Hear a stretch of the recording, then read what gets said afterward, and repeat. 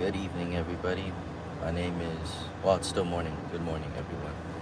My name is Edwige Miranda Mondesir, and I have a lot to discuss to you guys about.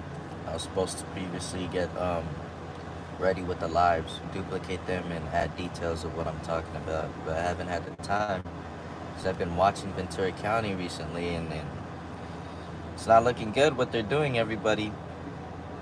So just so everybody's back on the same page, let's go back to July 31st when Mike Rodriguez submitted his evaluation, and he talked with my dad and he saw him and claimed that he doesn't believe the whole family is mentally insane, or neither my father. So his evaluation was valid on the 31st, and then they're hiding that. Ever since then, they're hiding a valid competency so they could stall and hold my dad there longer. So the 31st, my dad had a valid competency. They didn't go based on that. Mr. Jeff Chambliss, the one that has a pending lawsuit, he goes ahead and asks for a second opinion on July 31st. The court accepts that. How do they accept that? I don't even understand how it even comes to that term, because there's no such thing as a second opinion. And on top of that, my father never even gave him the permission to go behind his back and ask for a second opinion. Jeff Chambliss never consult with my father about his case, and neither has he ever represented his evidence, his crucial evidence. Recently, I'm going to be putting up a picture later. I'm really gonna edit this video so you guys can see what's going on. I mailed the judges. I mailed 2 judges, and I mailed Jeff Chambliss. I mailed 2 judges a motion regarding the corruption and the unlawful arrest and obstruction of justice going on in their courthouse. I'm gonna be serving Christy J. Peruso a motion along a USB inside that contains everything that's on YouTube. I'll be sharing an image of what I've submitted, and I'll tell you guys more when I go live on the 20th. And yeah, that's one USB for her, and this is another USB for another judge, Judge Catherine M. Vogler. Same motion, same USB that's going to be imprinted in here. The USB is right here. I had another one here. I think I have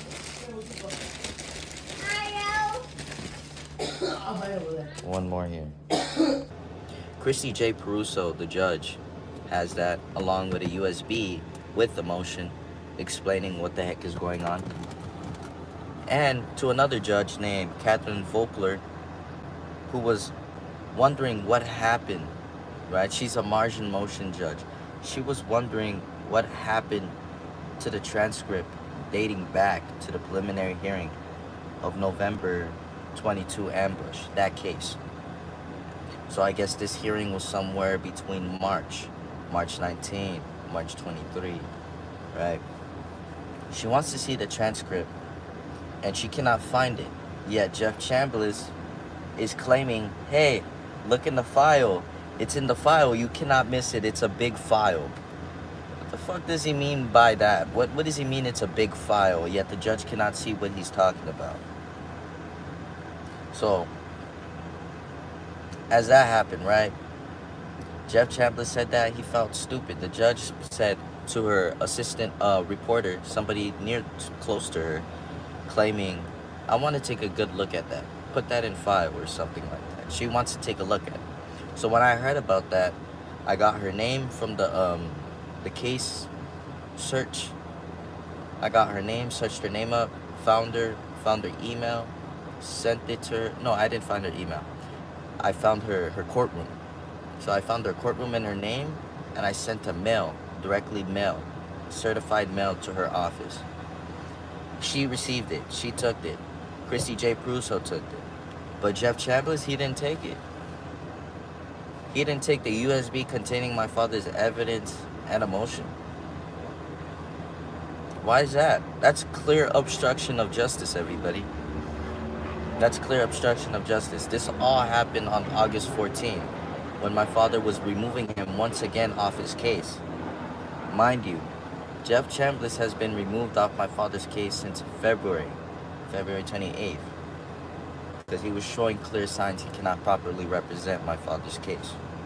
So ever since then, my father has been pro per, representing himself, a litigant. So, now that we're on the same page from the 31st to August 14th, that was the margin motion. Now that we are aware that the judges have this information, everything that is on this YouTube that you see, and me going live and stuff is on that USB. I'll be showing you the picture and the certified receipt later. Now, fast forward to the 21st. Since we're in the 22nd of August, let's go back yesterday. What happened? So yesterday, on the 21st, my dad had court. Mind you guys, on August 12th, Tracy evaluated my father. That's the second opinion. That's the second doctor. Now listen to this. Tracy evaluated my father on August 12th. She was wondering what's going on, why do you think they're trying to kill you? So my father told her, go ahead and check the YouTube channel.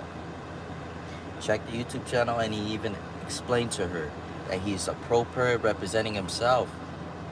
The discovery should not be redacted. It should be unredacted so you can see what he's going against. Been asking. They're not showing it. You know why? They're lying to the court and filing false report about us so we can go to jail.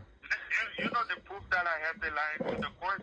The redaction Yep. of all the reports. Yep. Why your reports are redacted? Exactly. That's all I Us told too. the lady. That's all I told the lady. If I'm crazy, why all these reports are redacted? Can you read anything from here? And what did she say? Well, I'm not a lawyer. No, bitch. No, bitch. That's Tracy, huh? That bitch tried to do fraud on you. The lady that saw Daddy yesterday. Listen, The doctor that we talked to. And I told her, look at that Photoshop. Doing a Photoshop to show that I'm incompetent, and all the reports are redacted. She said, well, you're the only one that don't see them. I said, yeah. Wow. Exactly. She's trying to fucking manipulate you. Narcissist white trash. In my case, by law, I have the right to... By law, she should know better. I don't know why she's talking to you like you're dumb.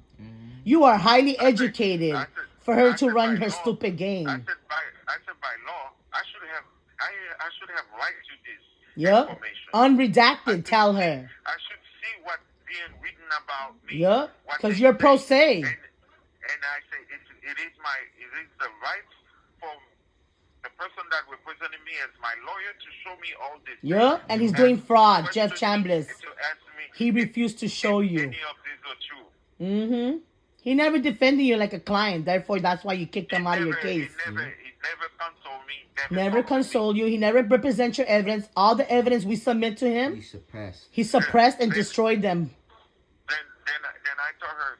That's why he's being sued. He's a contract attorney for the district attorney's office. She said, well, he's hired by the public defender. The CDA, tell him. He's a CDA by the district attorney, not public defender. Yeah, not public defender. Listen, then I told her, it's not a conflict if I have evidence that none of this stuff happened. It's fraud, tell her. You should tell her in her face, it's fraud. Yeah, she's aware of the fraud, Edwige. Hold on, what did she say when you told her that, Dad? To tell her what? What did she say when you told her it's not a complex if I have evidence? What is her response? Yeah, she said, oh, yeah. I said, yeah, I have evidence. I said, when you we have a lot of evidence. There is no conflict. That they refuse to submit. If I have evidence. We have so much evidence that they refuse to submit because they know what they did to us is fraud. They want us to look crazy in court. Yeah. Like we don't know what the fuck we're saying, what the fuck we're talking about. No, bitch, we know what we're talking about. You're trying to hide the truth from the fucking public so you can do fraud. That's what they're doing here. Yeah, I mean, you know, let her know Well, I'm Don't not try. gonna- No, just tell her. My father spoke to you yesterday. Do not lie and slander his name, because you will be sued. And I will request something from the public record. Yeah, we're gonna request the public records for this to be public. It's not gonna be fucking anonymous or sealed. We're gonna ask the public record to put it on public records. If you're writing a email, Edwige, just make sure you let them know. You let her know. I will file a pictures motion to get all those video cameras. Oh, we are. That's the next step. Investigate it. And let her know that, as my father's already told you, he already filed a GPS focus with the federal court. It is true. We have the paper. We can send it to her. And I filed. Send her the Ninth Circuit. Venue. We filed a change of venue. You Yep. can check it. Send that to her too. You can check on him in the federal. No, listen. We don't gotta send her shit. All I'm gonna do is tell her the truth. You lie and slander, you already know. You're gonna be added to the lawsuit, and that's just I that. did show her the front page. Yeah, of she Jeff. already has all our information. And I have all her information to sue her. And I even told her secretary, don't try to run game here. Because no one here is stupid. I have her recording. She tried to lie and say she no longer worked there when she does. How stupid they sound. That's why I know.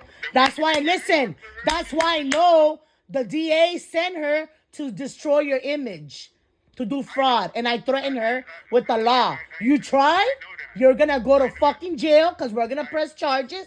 And you will lose your license. I told her that. The way I talked to her, she should know that. Exactly. She should know better. I know about my case. I went proper, and they refused to give me my discoveries. See how they're And trying to when they manipulate finally it? said, they give me all this paper redacted. What am I gonna? What are these?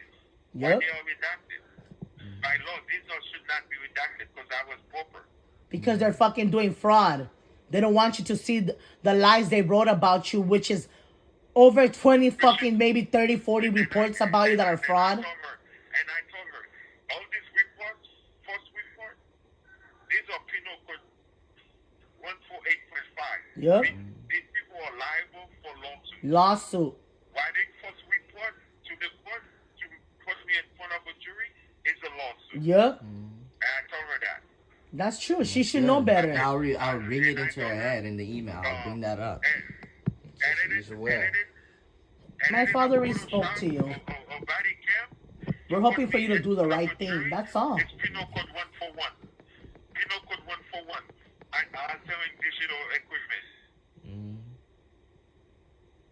That's true. She should know better. Yeah, they're not She's gonna- fucking competent. She's not gonna want to. She's educated. She should know what she's doing right and wrong. Most of these people they talking to don't know none of this shit. Yep. They don't know that they're gonna be sued because they think they're powerful. I told her he'd be a scorpion, and I told her, everything I have told you on YouTube, you need to go She watch saw it, Edwige. We already sent her links. We already sent her emails. We already show her proof.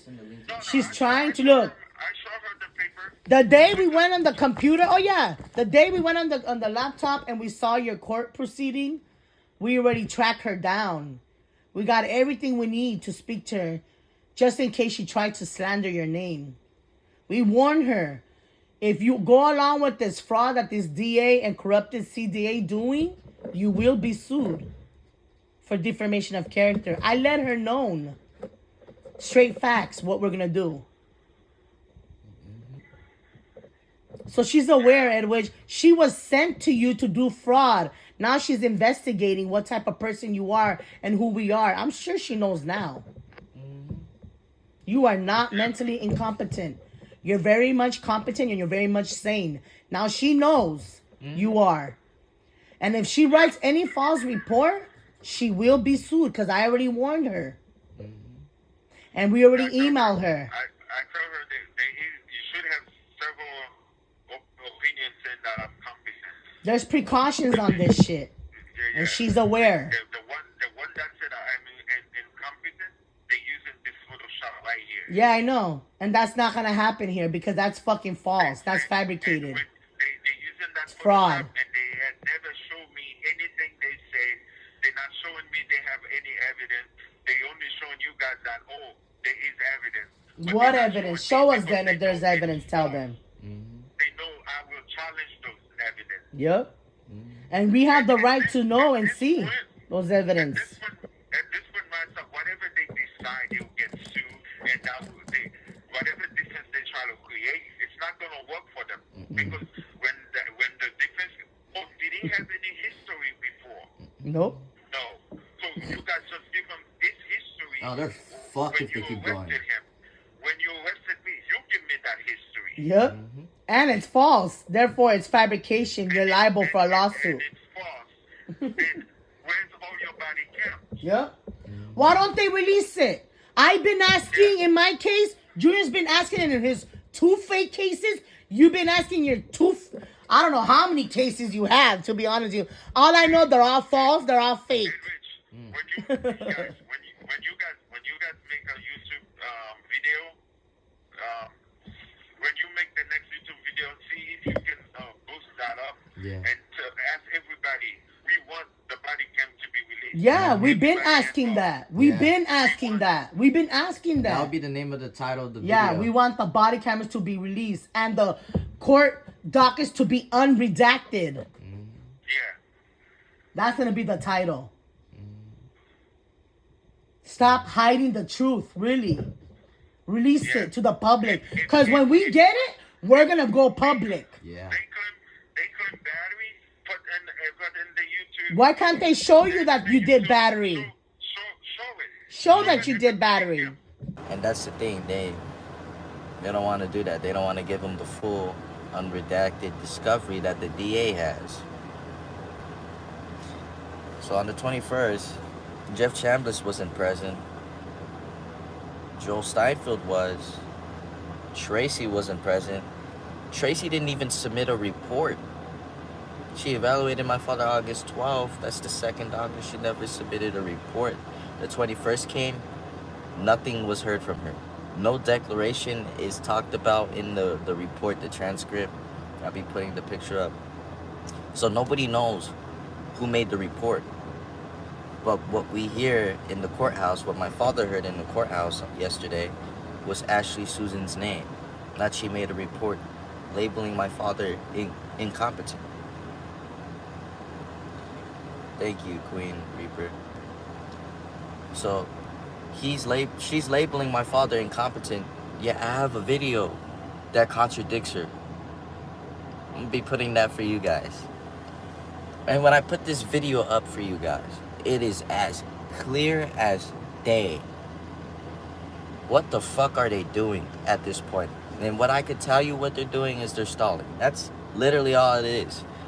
They're stalling and buying time, seeing how far they could keep going with this shit.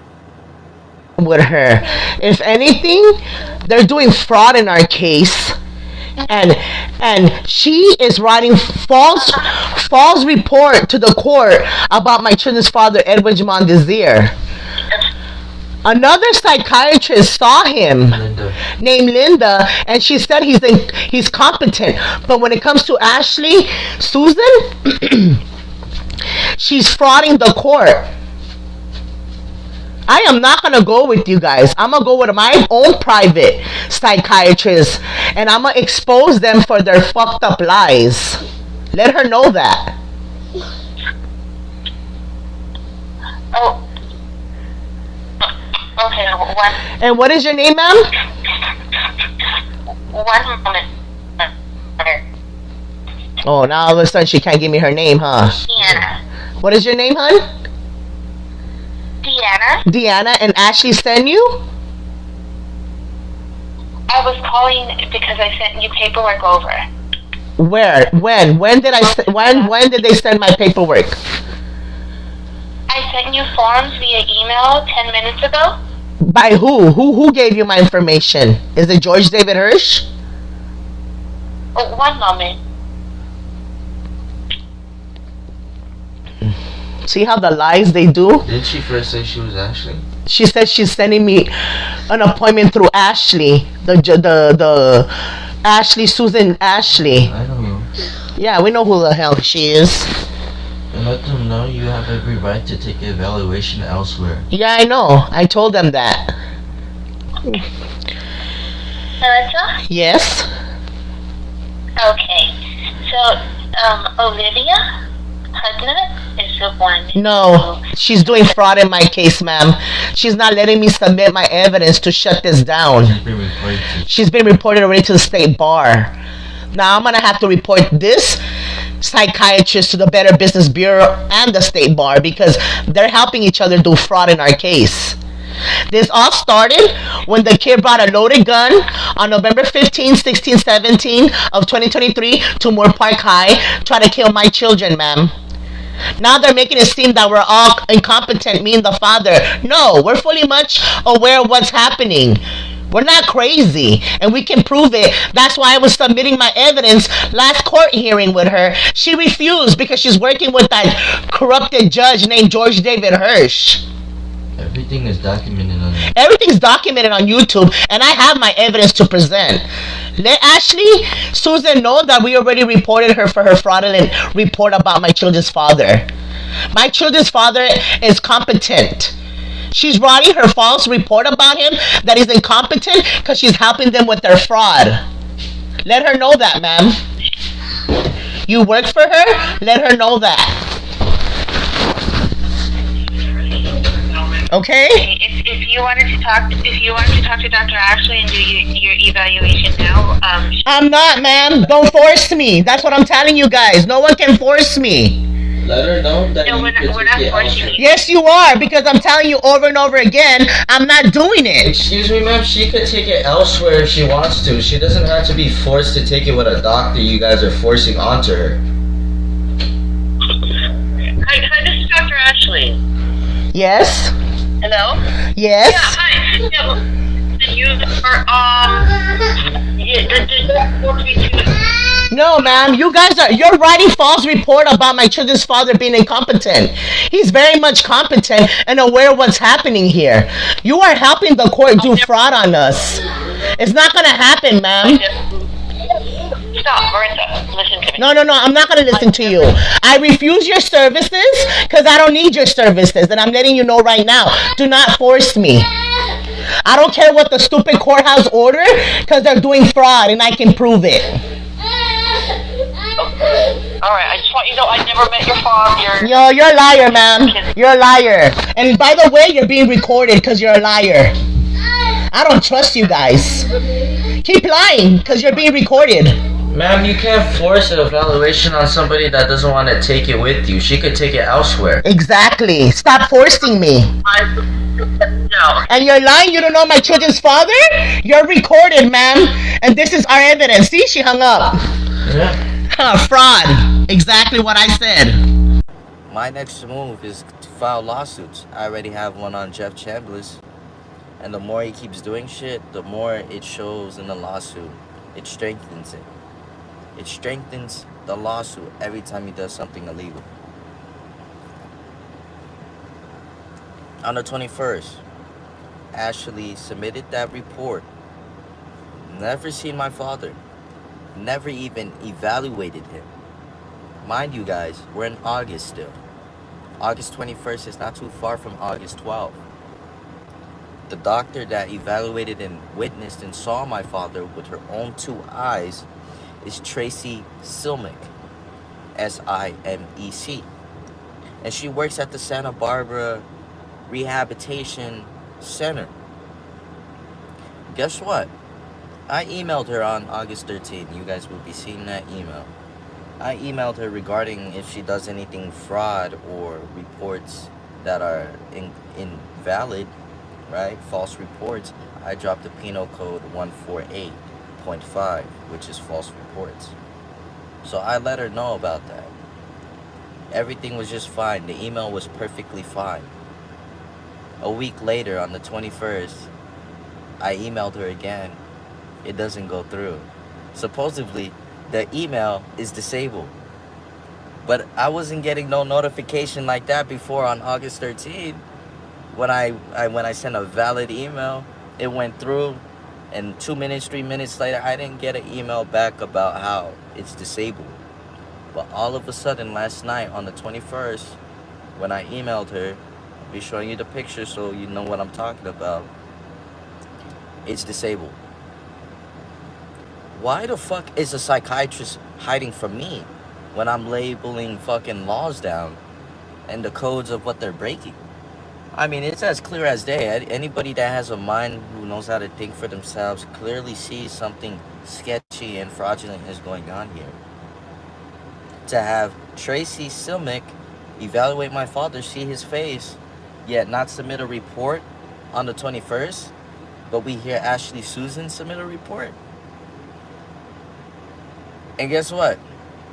They're asking for a third evaluation now, everybody.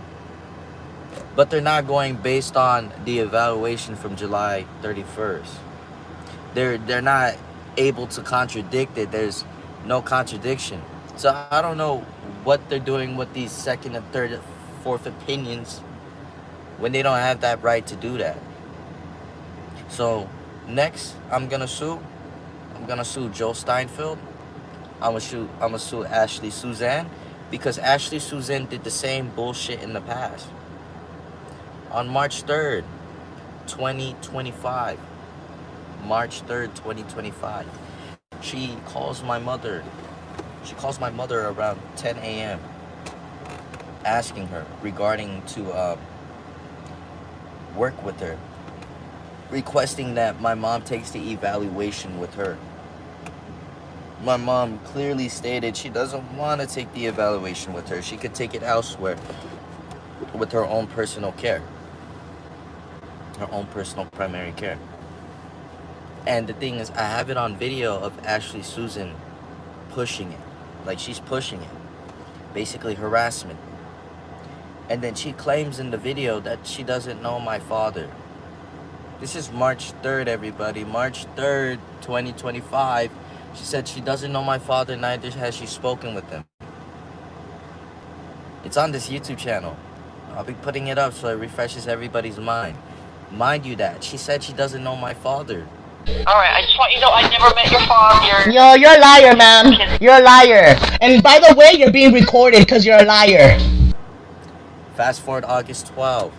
Tracy visits my father. 21st comes. Ashley's name is brought up. You don't hear nothing about Tracy in the courthouse. You don't hear nothing about Tracy's report. You only hear about Ashley Susan and her opinion labeling my father incompetent, but she never even visited him or seen him to evaluate him.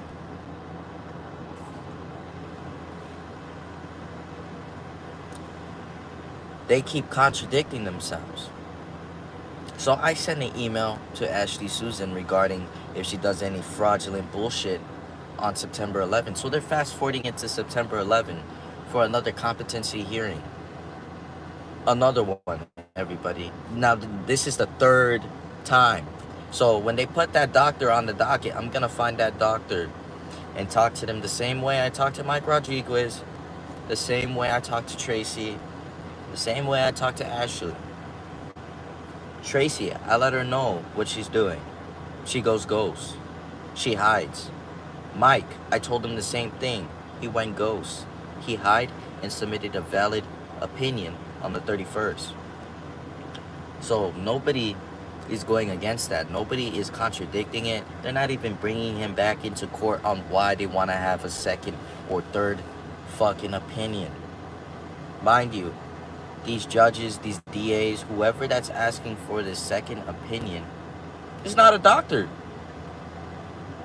They never studied medical field. They never studied in the medical field. They never studied anything with health concerns. They studied law. They went to school and got a scholar for fucking law. So what the fuck do they have the right to ask for a second, third evaluation? You're basically going against the valid... You're going against the valid competency from the 31st of July with no evidence. You're going against it with no evidence, and you're going against it with no any contradictory. So therefore, what the fuck is going on? I know the sheriffs are salty right now. I know they are. And the reason why I say that, because My father gave me some names last night. He gave me information last night about names. So, these are the 3 next individuals in my mind. Ashley Susan, Joe Steinfeld, and the fucking sheriffs. I'm gonna sue the living shit out of you guys in your department for your unprofessionalism and your obstruction and your racism, and it's coming. It's coming for sure. And it won't even take me too long if I'm determined. And that's what you guys are doing. You guys are making me very determined to do this shit. So, I'm gonna do that. But I'm gonna be showing you guys the emails as well up here. So now that we are aware that Ashley Suzanne is submitting false reports into the courthouse, and I even notified her in email about the violation that she's committing. So my next move right now is to sue the living shit out of her, and on top of that, request a public record from her office. And she cannot deny that. No. When you're doing fraud, Ashley Susan, you're gonna have to show some files. You're gonna have to show anything regarding about my father. And I'll make sure of that. So, I think I've said enough. And I feel like I have to say more. Hold on. It's somewhere up there. It's still early in the morning. I woke up having my fresh coffee to rewire my brain of what's going on. It's tiring. How the fuck do you have a third opinion? Who requested a third opinion? Who? Tracy didn't submit no evaluation because she's bribed to do a fraudulent evaluation. And I showed her the penal code she would be violating if she submitted a fraudulent report. They're not just state penal codes no more. These are federal penal codes as well. Federal rule that they're breaking at this point. So that it makes clear logical sense why she would be hiding, why she doesn't respond to the phone calls, why her email all of a sudden becomes disabled. Disabled? Really? That's shocking, everybody. And these people work for the public. It's shocking because these people really blend in with society like if they're normal, but they're doing incompetent shit. So, it's tiring. All I gotta know is that what they're doing is wrong, and I'm gonna be right beside them. Right beside their every move that they do. Every move they do, I'll be right beside them, documenting, recording. That's why I have not been working on half of the videos in the live recently, because I've been watching them, everybody. You have to watch these people like toddlers, because that's the impression that they give to you. They're toddlers. They're toddlers in fucking adult suits. That's literally it. They're not adults. To do this immaturity shit with the law, you're not an adult, you're a coward and you're a toddler. So, oh man, I have a motion coming up soon. I'm gonna be mailing them a motion. I also have mail. My dad sent out mail today. I heard a call from him today that he sent out mail that they should be coming within the next 4 to 3 days. So it's recorded right now if they don't come on Thursday, because they're denying or blocking his fucking mail. And it's not the first time they did that. Recently, when I went to try to send a motion, the last motion previously, regarding to the 31st competency, they denied it. But the DA, Jeff Chambliss, the judge, and the other judge got it. But he did it. The judge denied it. Not the judge. The jail denied it. So why was the jail denying his emails, his mails in general? Why are they denying his mails, his legal documents to be sent to him? Court is about everybody to have a fair procedure where everybody, both parties, could represent both sides of their story and represent both sides of evidence. What they're doing is they're representing one side of evidence and representing one side of a narrative, like if my father doesn't exist and he's dead. They're literally stripping his rights in there. For what? Because they're losing? And you know the audacity for the fucking DA to say this? I think it was on the 21st. Yeah, it was on the 21st. DA Celeste Sanchez claimed that, oh man, she claimed that it's a tie. That's why they're asking for a third evaluation. It's a tie. What the fuck is a tie? That we're fighting back and forth here? That, no, literally everybody, I need you to hear this. This is somewhat like war, because it's more than one group targeting me and my family, and they're using deception, and they're targeting our resources, like our school, our freedom, our health, our money, our fucking valuable savings. That's how this is war. They're very discreet with it. That's another representation of deception. This is all it is. It's deception what they're doing to me and my family. So you know what I'm gonna do, everybody? And I need everybody to listen clear, please. If you're truly with me, I want everybody to stand with me and blow their phones. Meaning, ring it. Ring it. Call the Ventura courthouse and tell them to stop doing fraud. Every time somebody picks up, everybody, I hope you're listening to me. It's totally legal to do this because I have business with them. And they're clearly holding my father in there illegally. So everybody has every right to ring their fucking phones. Ring that shit every day from Monday through Friday. I'll be joining you guys. I'll be helping you guys do that. I'll put their numbers up here and everything. I want everybody to just spam call the living shit out of me. Spam call the living crap out of me. I never told anybody to ever do this. No, you want to know why? Because I'm not a person that looks for trouble. But for them, it shows that they're pushing it, and they continue to do obstruction of justice, even though motions are being filed, evidence is being filed, and then they're suppressing it. I want everybody to blow up their phones. Ring it. That's what I mean by blow it up. Ring the crap out of their phones until they stop their fraudulent bullshit. The more people that are aware, the more witnesses that are aware of this channel and that pick up that phone, you're doing something. When you see your phone and then I'm telling you about this number and I want you to blow it up, ring their phone, I'm talking from the heart that nothing could be done. Literally one person to ever do this, literally help me do this. One person. You're still doing something good in life.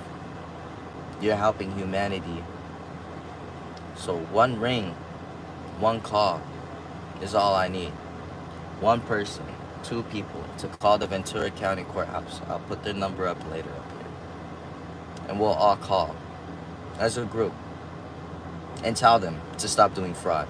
And then the funny part, I've done this before in the past when they were doing fraud with Eric Nazarenko. He works in the DA office. He's like the top chain. He's like the California State District Attorney. He's like the CEO, I guess you could say. Right? He is hiding the phone call, the dispatch phone call when my father was calling about his family being abducted and kidnapped on November 22nd, 2023. When my mother had got her case dismissed from March 7th about November 22nd. March 7th dismissed that event. That whole case was fraud. So them entering my home on November 29 with a fake search warrant with no timestamp of a judge, no stamp of a judge, no signature, no date and time, nothing, invalid. That was unlawful as well, them entering my home on the 29th. Touching the safe filled with money. They literally got the safe. It's on video of November 29th. They got the safe, put it in the fucking living room, and opened it up. I don't know how the fuck they jammed it open, but they opened the safe when knowingly my mom has a fucking key for that safe. That means they illegally broke that safe open and just left it there as a way of taunting us, saying, yeah, we have that power to do that shit. That's literally what it is, what they're showing and saying. This is a lawsuit what they did. Super unnecessary. My dad didn't have a gun, and they really reported it and checked it. And this is what they do. But They destroy my house. When I reported to the sheriff cop at my school, telling the kid he had brought in a gun, they cannot check the kid's father's name for a gun. But they come to my house and destroy it and do all this bullshit, unnecessary. And it's been like 5, 7, 10 years that they took my dad's gun. My dad used to be a security guard, and wow, they fucked up my room too. Wow, that's nice. No, they don't have no power. With all these motions and all this documentation of evidence, they have no more power no more. That's why they're struggling right now as we speak in the Ventura courthouse. They move it to a week later on September 11th. Competency hearing, same courtroom, Christy J. Peruso. What's their next move now, everybody? Because guess what? Previously, before, on July 2nd, Mike Rodriguez was notified by the court, and there was a declaration submitted as well with the court. So now that you're aware of that pattern, we go fast forward to July 31st. Mike Rodriguez submits his valid report. It goes through, finds my dad competent. And on top of that, Tracy Silmick visits my father August 12th. This is when they asked for the second opinion. So it jumped to August 12th. She sees him face to face. But you notice the difference now? There's no declaration submitted when Tracy saw my dad. When she was notified from the court, when she was literally notified around August 8th or so, 6th, somewhere in record, she never filed a declaration. It's all about patterns, everybody. It's very important that you pay attention. First pattern was submitted with a declaration and a notice to Mike Rodriguez. Then we hear about Mike Rodriguez on the 31st because he visited my father on July 20th or the 21st. So on the 31st, 3/1 of July, he submitted a valid report. That's when Jeff Chambliss asked for a second opinion, knowing he does not know anything about medical law. Like, he didn't study medical, he studied law. That's his expertise, and I'm gonna keep saying this because it's important for people to know this. He asked for the second opinion, and that's how we're in this fucking loophole right now. He's just trying to have competency hearing after competency hearing after competency hearing until my dad eventually dies from the sickness in his lungs. So now that everybody's aware of what their move is, I need the public's help. I really need the public's help. And one more thing, public. On my first DCFS case, we're having a modium, something called that way, right? Where when the suit is ready, you are then called by your lawyer to be present in the suit with your defense team and the defendants. So we're gonna have one of those soon, and that's when we get into the courthouse and we discuss what's been going on, how the first DCFS lawsuit followed us. Literally, it followed us. Because how all this shit started was Zaid Baku putting me in a mental behavior school when I was trying to be enrolled into fucking Moore Park High School.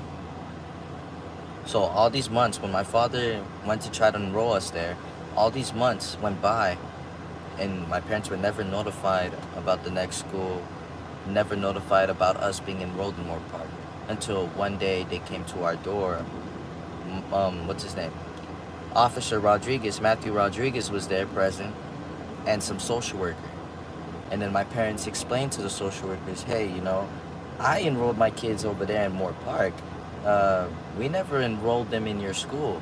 So something was done behind our back. And that's a part of the code, everybody. That's literally a California code that if you go behind a parent's back to do some illegal shit, when you're known to know that they're supposed to be enrolled in your own school and they don't have any prior mental history, you're liable for a fucking suit, and you're liable for charges.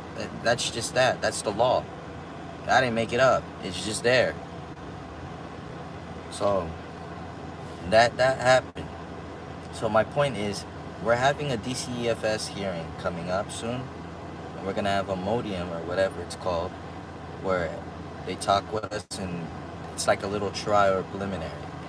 They talk to us about what happened during the first case, because when me and my brother were in DCFS, we were abused.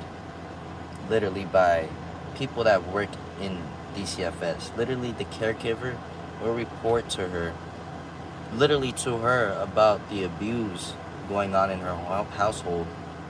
Adults being 17 years old, 14 years old, while me and my brother are 10, 12 years old, being abused, reporting it to the caregiver. She didn't do shit about it. Reporting it to the social worker, what's her name? Unique Hayes. And she's being sued as we speak. She's been served already. So my point is,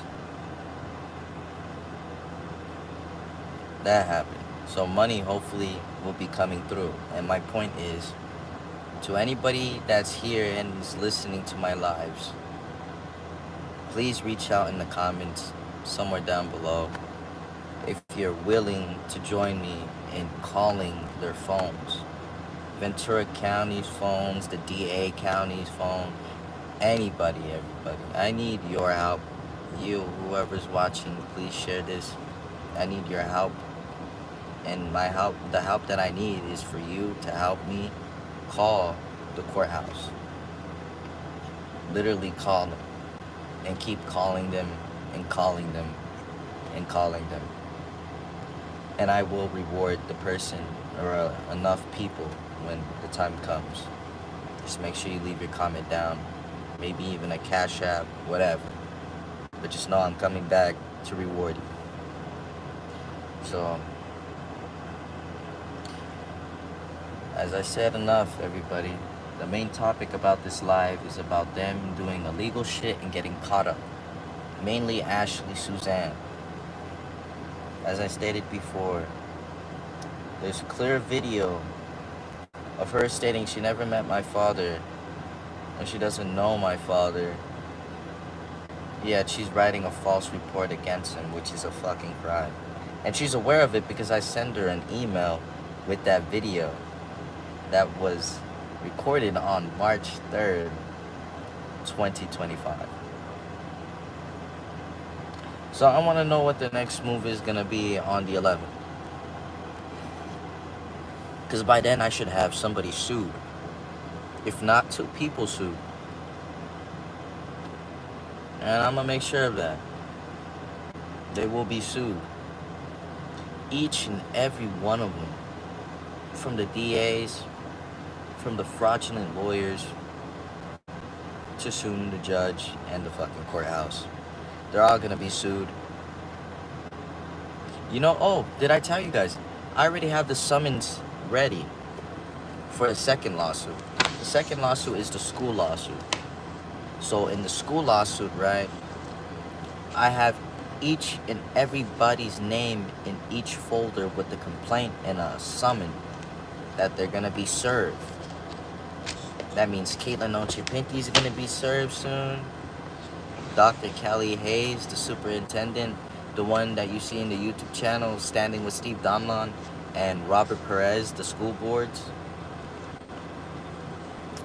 What's her name? Jane Wagmister and Lilia M. Magana, Caitlin Ochipinti, and who else? So that's about it. I have each folder for each individual, for each complaint, for each summons. And guess what? I'm not gonna serve them. A marshal's gonna do it. So I'm waiting for the fee waiver, because I submitted it August 4th. I'm waiting for the fee waiver to go through. And once that fee waiver goes through, I get a USM 285 form. And a USM 285 form is a form where you request for a marshals to serve somebody. And the cool part about this, when you have a marshal serve for you, you could ask specific, what's it called? I have the word somewhere lingering. Instructions. You can ask for specific instructions for the marshal to serve them. It could be at their workplace, it could be at their home, it could be at their favorite dining spot where, you know how they go there every day or whatever, etc. So I have them be served at their workplace, no matter what. And the cool part about having a marshal serving them, they can't hide or run away from it and claim that there was never a proof of service, when in fact there's a marshal doing it. And I'm sure he has a body cam and everything's recorded. So, everybody, things are looking somewhat good. I could feel their energy that they're struggling. And then it's honestly weird to hear that the DA has a statement to say that we are a tie. Tied of what? What are we a tie of? Because in order to be in a tie, right, shouldn't both parties have factual claims? Right? Shouldn't both parties have factual evidence if they are a tie? Shouldn't both parties have complete, truthful, valid evaluations by both parties to make it a tie? Because the last time I checked, they're bribing some fraudulent ass PhDs, psychiatrists, to do fraud, to look at my father, evaluate him, and then write their fucking fraudulent report. That's what they're trying to do. The fact that they're not doing it, and I'll explain why they're not doing it, because I'm at every corner of their steps. I'm in their emails, and if I can't find their email, I mail it to their address. I will find them. One way or another, I will find them to serve them and let them know that they could be liable for a lawsuit if they continue to do some fraudulent shit. It's just that simple. That simple, everybody. I'm honestly tired.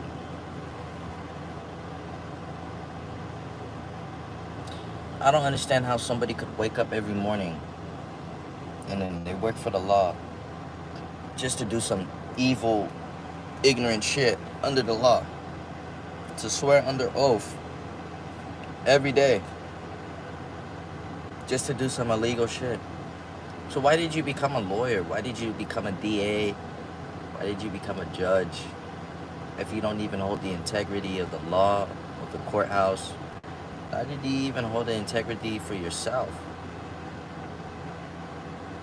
Because when you're doing some shit like this, you don't have an integrity no more.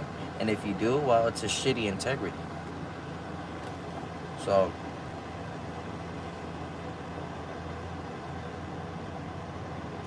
just making me work harder. And the more they make me work harder, everybody, the more I'm going to let them stress out. The more I'm going to put more on their plate. That's what I mean when I ask for everybody to join me to call their phones. And it only takes 3 seconds, 4 seconds. To just say, simply say, stop doing fraud. That's it. You could even pick up the phone, say stop doing fraud, and hang up. Or they could hang up on you. It doesn't matter. The fact that is, we want to bring the same amount of stress that they brought to me and my family, the same amount of stress that they are bringing to every public people, every public person inside that courthouse that is dealing with this type of corruption. I want that stress off their chest, and I want that stress to be onto the judges, the DAs, the attorneys, and all those fraudulent assholes. I want all that stress to be on their chest. It's time that the roles switch, that we don't feel stressed no more. We have nothing to stress about.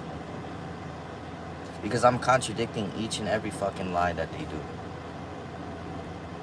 How you gonna have Tracy Simic, SIMEC, come visit my father on August 12th, literally interview him / evaluation,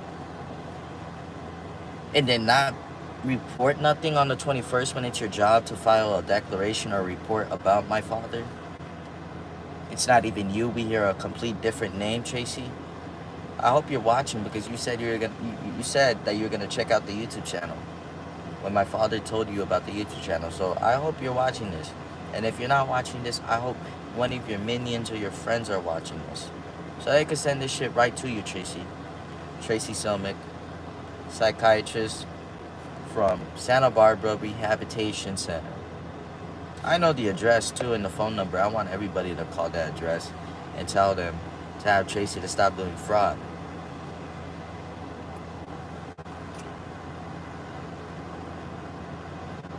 I don't know what she did. I don't know who she talked to. That's good that I filed a public records. Meaning, whatever communication Tracy had, whether that shit is disabled or not, whether that email is disabled, she will have to give me some type of information, some public record, because that's my father and I have the right to see his public record. I'm family. I have that right. Therefore, I want to see all the communications that she has about Edwige Mondesir. I want to see any communication prior, like a plot, meaning under Penal Code 132, right? 132 Penal Code is when you're drafting some fraudulent fucking documents, or you're aware of some fraudulent shit being submitted into the fucking courthouse. That's a serious crime. It's very close to conspiracy. Conspiracy is only just one charge expressing what you may do, meaning you're predicting or premeditating a crime in your mind. So therefore, that would be conspiracy of a crime. That falls under Penal Code 181, I believe, or 182A1. I had to check it up and put it up here for you guys. I know I'm familiar. So my point is, it's basically conspiracy of a crime, but worse, because you're a public official. Tracy Simic, Ashley Suzanne, all these PhDs, all these law workers are fucking public officials. They're just that. So my point is, it's highly illegal to do what the fuck they're doing right now. I swear to God, you have to have the money in the whole white world to do some illegal shit like this and think there's no consequences. Oh, there's consequences. And they're knocking at each and every one of your door. I swear to God, and I put this on God, that I will be in every door that they're at. Metaphorically speaking, they are checkmate. Every move they make, I'll make sure it's checkmate.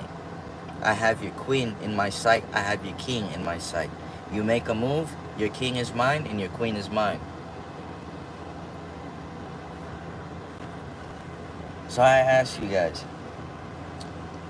stop doing your fraud. Because it's not going to end well. It's literally not.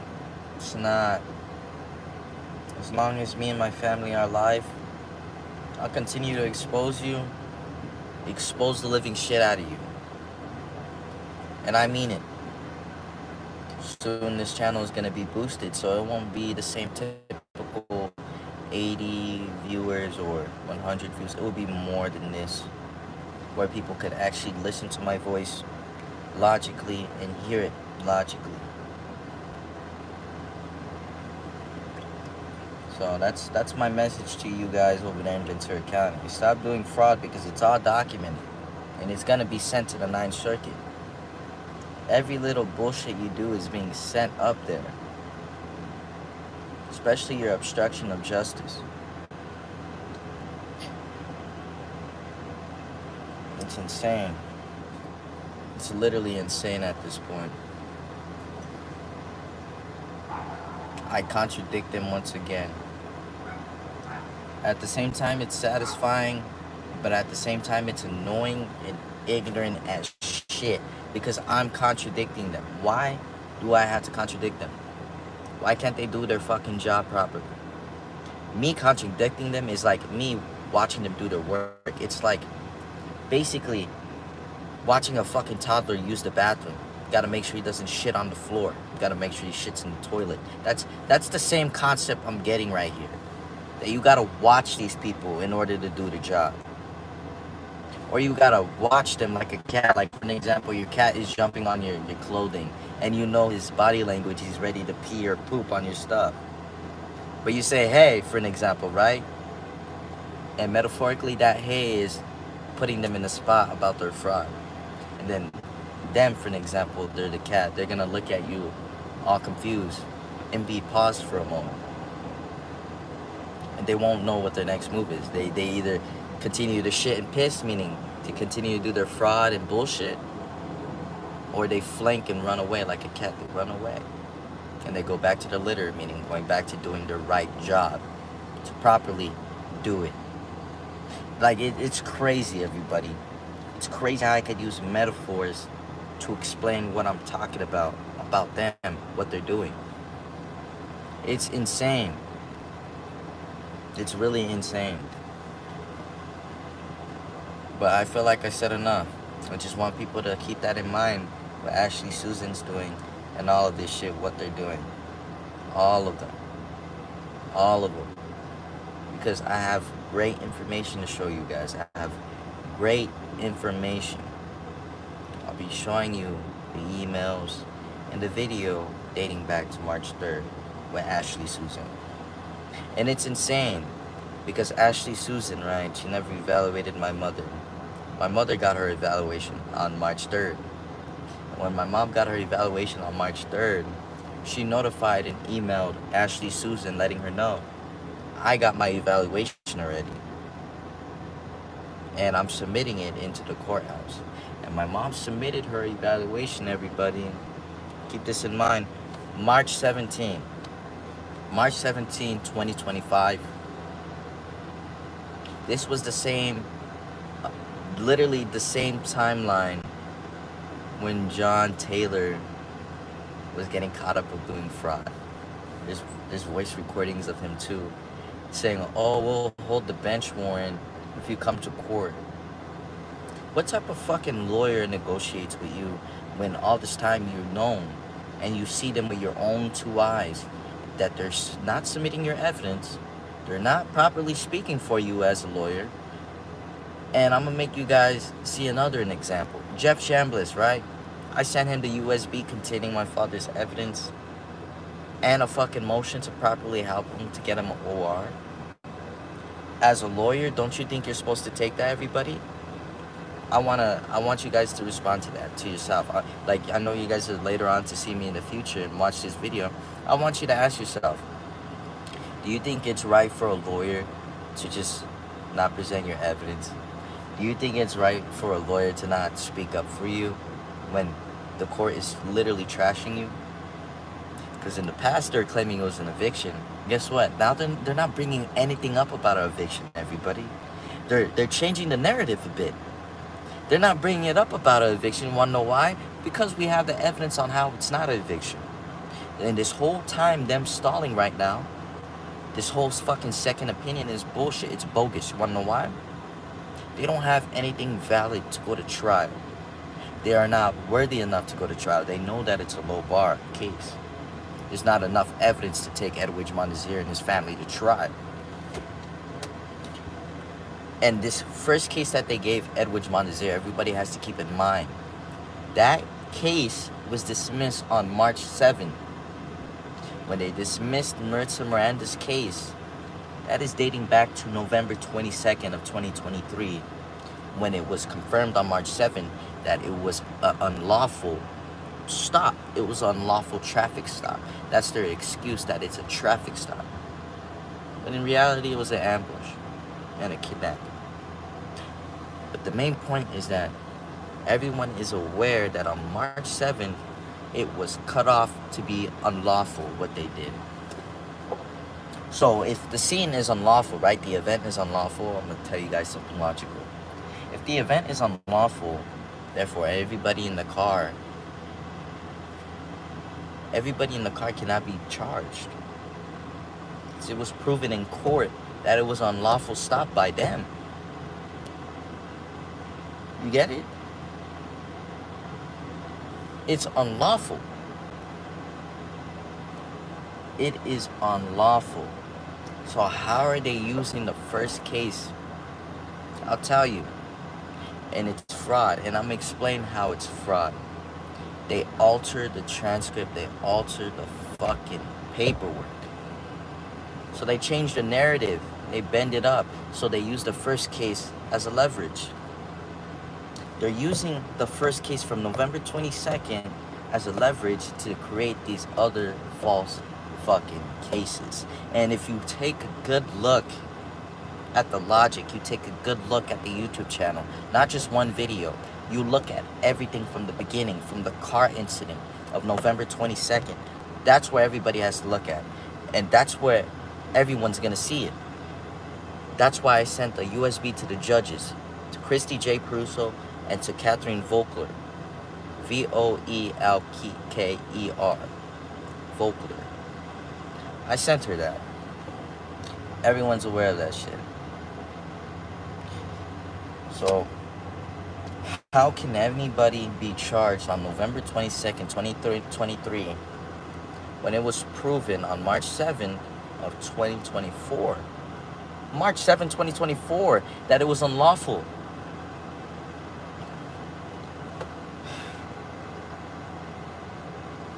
How does that make sense?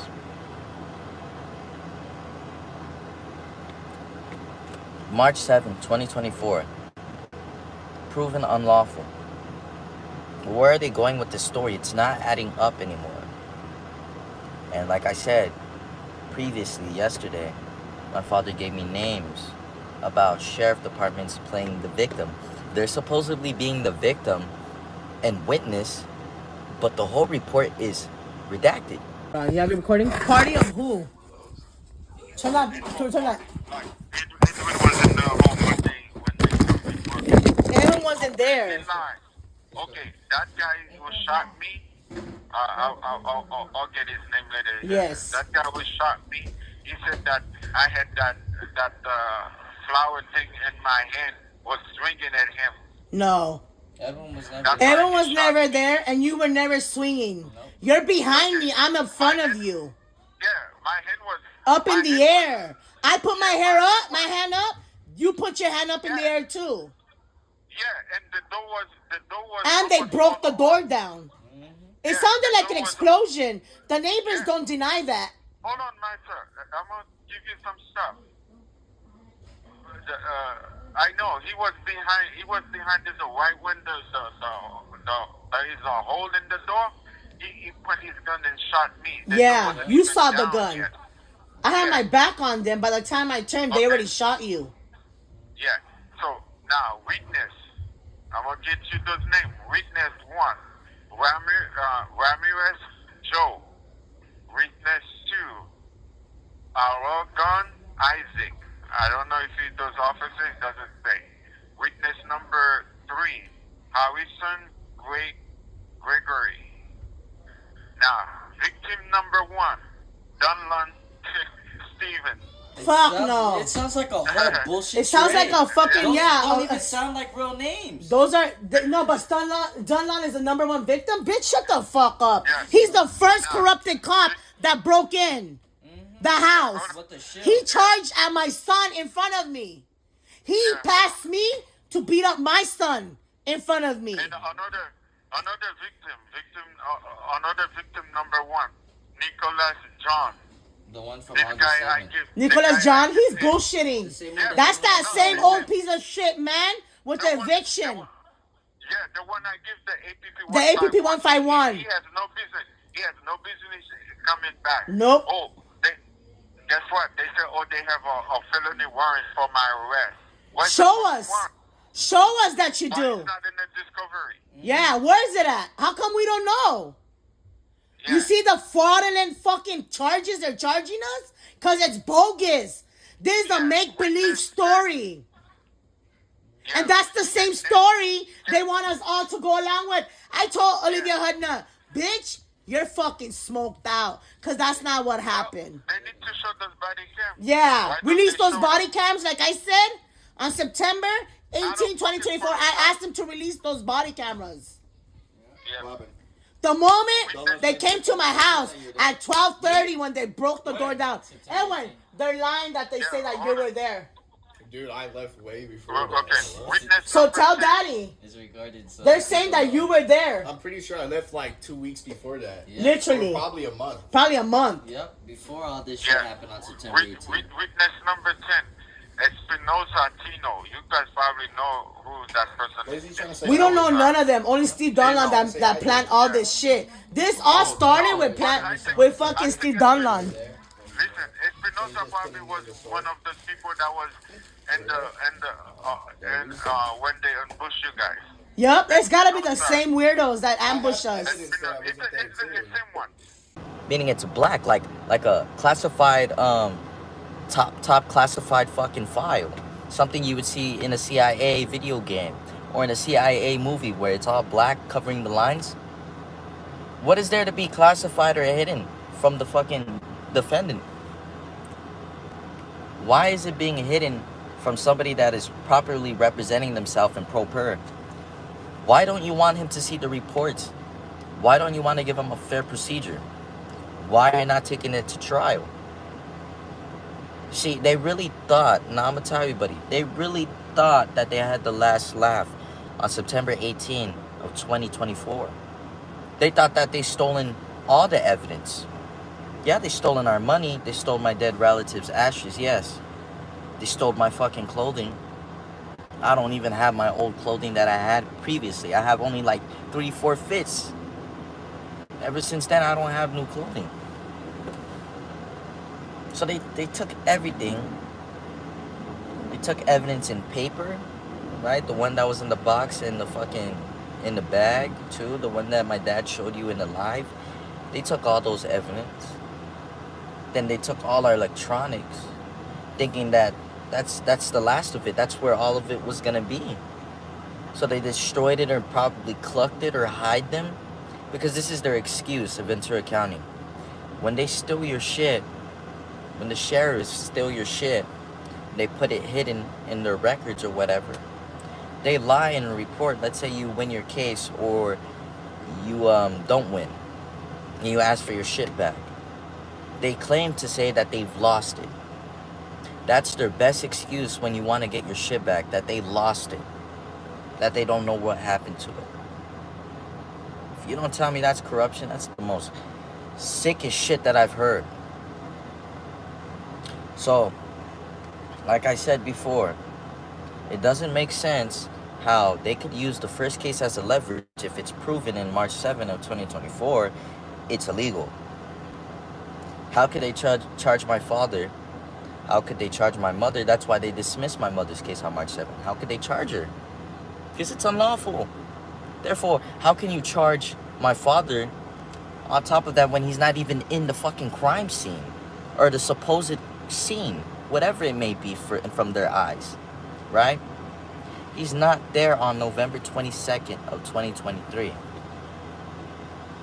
He's not there on November 22nd of 2023. But they're claiming in their reports that he's there. So I had to show them a video in the USB to the judges and soon to be Jeff Chambliss, but he denied it. And that clearly shows that he's playing fucking games.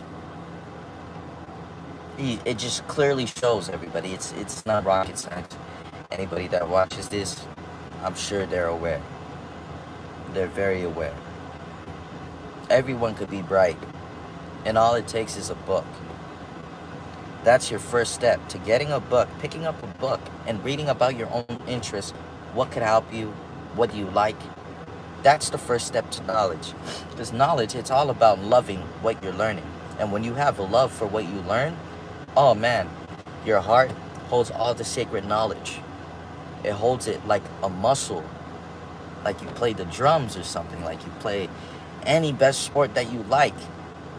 I bet to you guys, any sport that you like, it could be anything. But I'm gonna go off skateboarding, because that's what I do. For an example, it's like a kickflip. You love the kickflip so much that you hold it within your heart. It's knowledge, and I'm gonna explain to you why. To do a kickflip is not just basic fucking muscle memory or whatever you may call it. You actually have to pop, jump, and flip the board. So when you like actually land it for the first time and you have love for that trick, you keep it in your heart. It becomes a muscle memory. It becomes something that's a part of you, like personality. So that's what knowledge is. The more you build it, the more you have love for it, the more it grows. So I explained enough to you guys. So on the 22nd, it was proven it was unlawful. What the shit that they've done, that whole ambush was unlawful. And it was proven March 7th. And on November 28th, when they illegally ambushed my father, doing the same thing they did on November 22nd. As I previously stated, patterns, everybody. Patterns are important because it shows their actions. That's why there's a word called actions speak louder than words. You could tell a lot more about somebody through their actions than you could tell by what they say.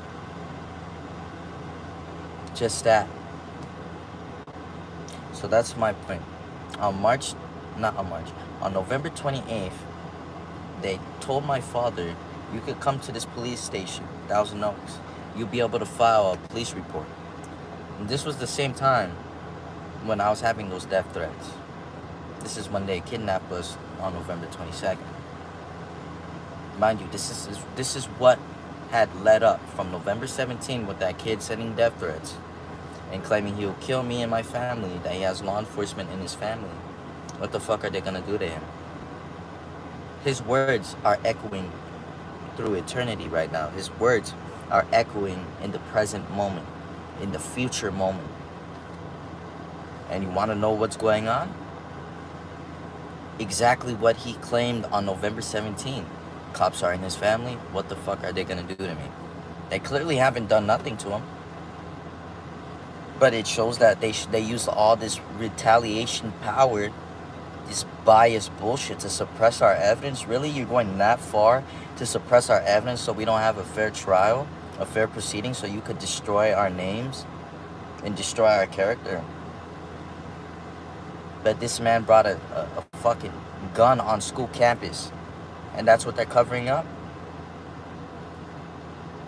It's sad because there's nobody could explain this to me, because me and my family are actually the first people to be going through this and documenting it. I never met one person that has done the stuff that me and my family has done, meaning to go out of all our way to go live and explain situation by situation with logic.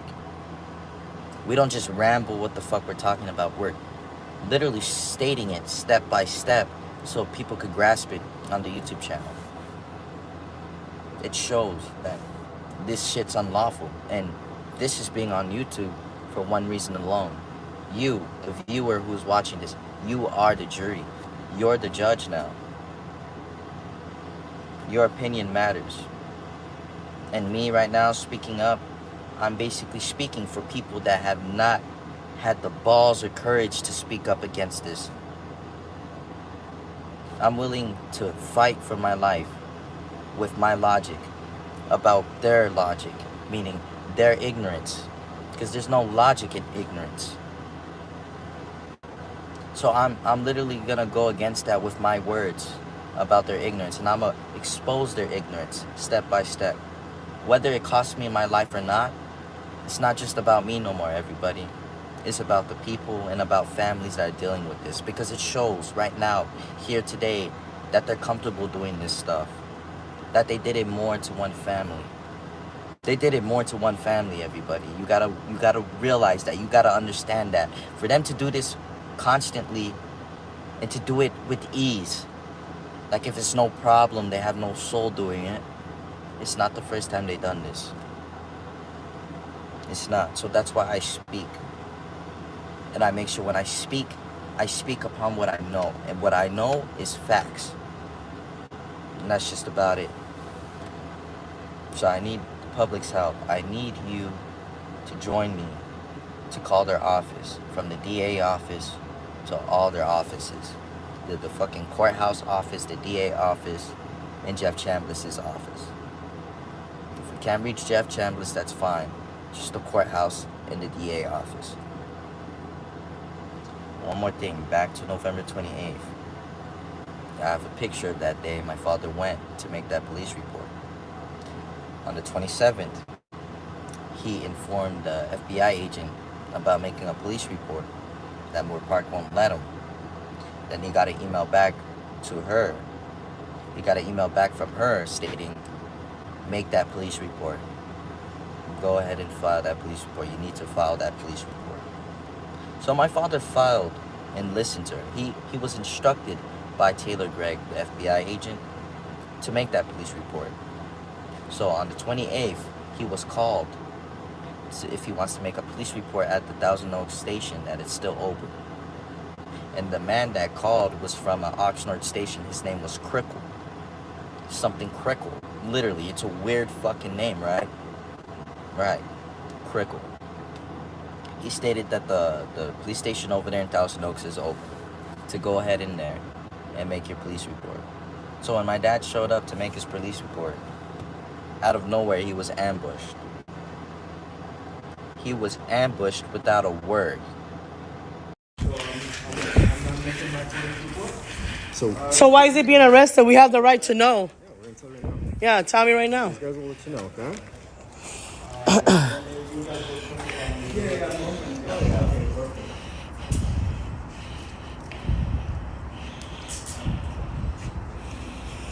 Can I have all your badge numbers as well? Sure, no problem.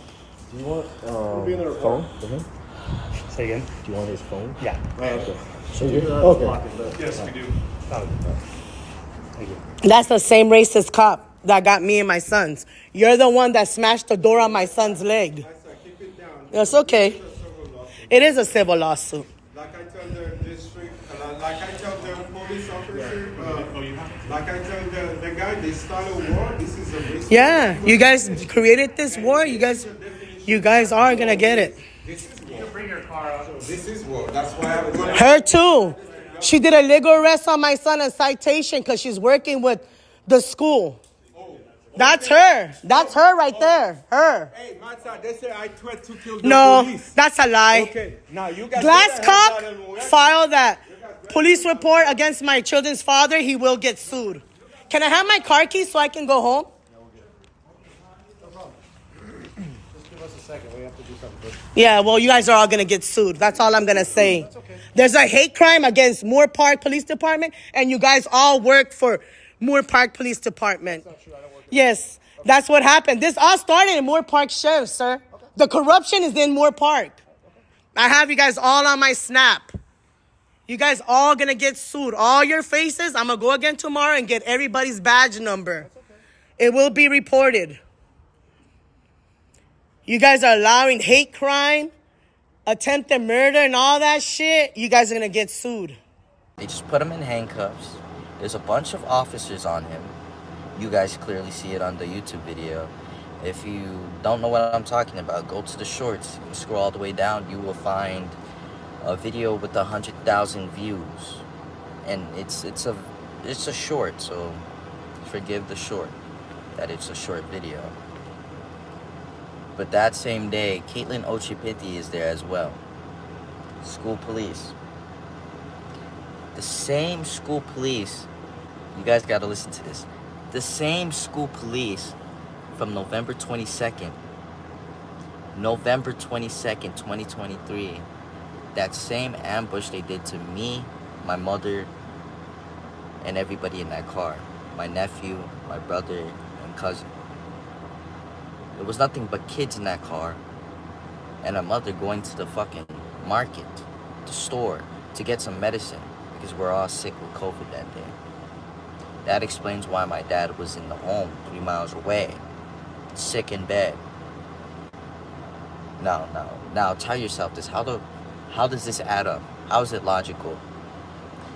It's proven that what they did was unlawful. Mind you, Caitlin Ochipinti is there. And it was proven she did something unlawful with her colleagues, whoever they are to her. Then she does it again on November 28th. She does it again on August 9th. There's a pattern of them always doing something illegal. And I'm explaining these specific events because it's showing that. November 22nd, she was there. November 28th, 2023, she was there. But not in the scene, hiding though. She's always hiding. She's always the one last. She's oh man. I'm gonna do a whole coverage video on her. The fact that she was there November 22nd on an unlawful arrest, unlawful stop, and kidnapping, right? November 28th, same thing. Basically kidnapping, unlawful arrest. Because they're using November 22nd as a leverage. That's why they arrest my father on the 28th. They're using the first case as a leverage. They still have it open underneath my father's name. That's totally fucking illegal, everybody. Like, you have to see this for yourself. It's illegal as shit. So she was there on the 28th. She was there on August 9th trying to break into our home. The same day that other deputy pulled out his gun and had an uncanny behavior. His behavior was off the charts. It was weird. Him going in a corner like that, looking at us in the balcony with his gun out. Yeah, look, away. Look, fuck you. Why the fuck you have it up? Why the fuck you have it up? This I was working for them over there, doing their illegal shit. You have no jurisdiction. This is a hate crime. My judgment This has is a to be hate crime. vacated Remember that. by the court. Hold on. Yeah. My judgment has to be vacated by the court before another judgment can enter. That's in the same matter.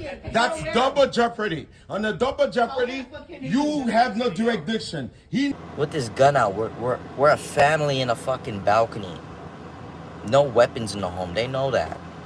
It's not the first time coming into our home or being surprised about our home. Because you gotta mind yourself this. That on the 29th of 2023, they illegally came in with the fake warrant. With no fucking judge stamp.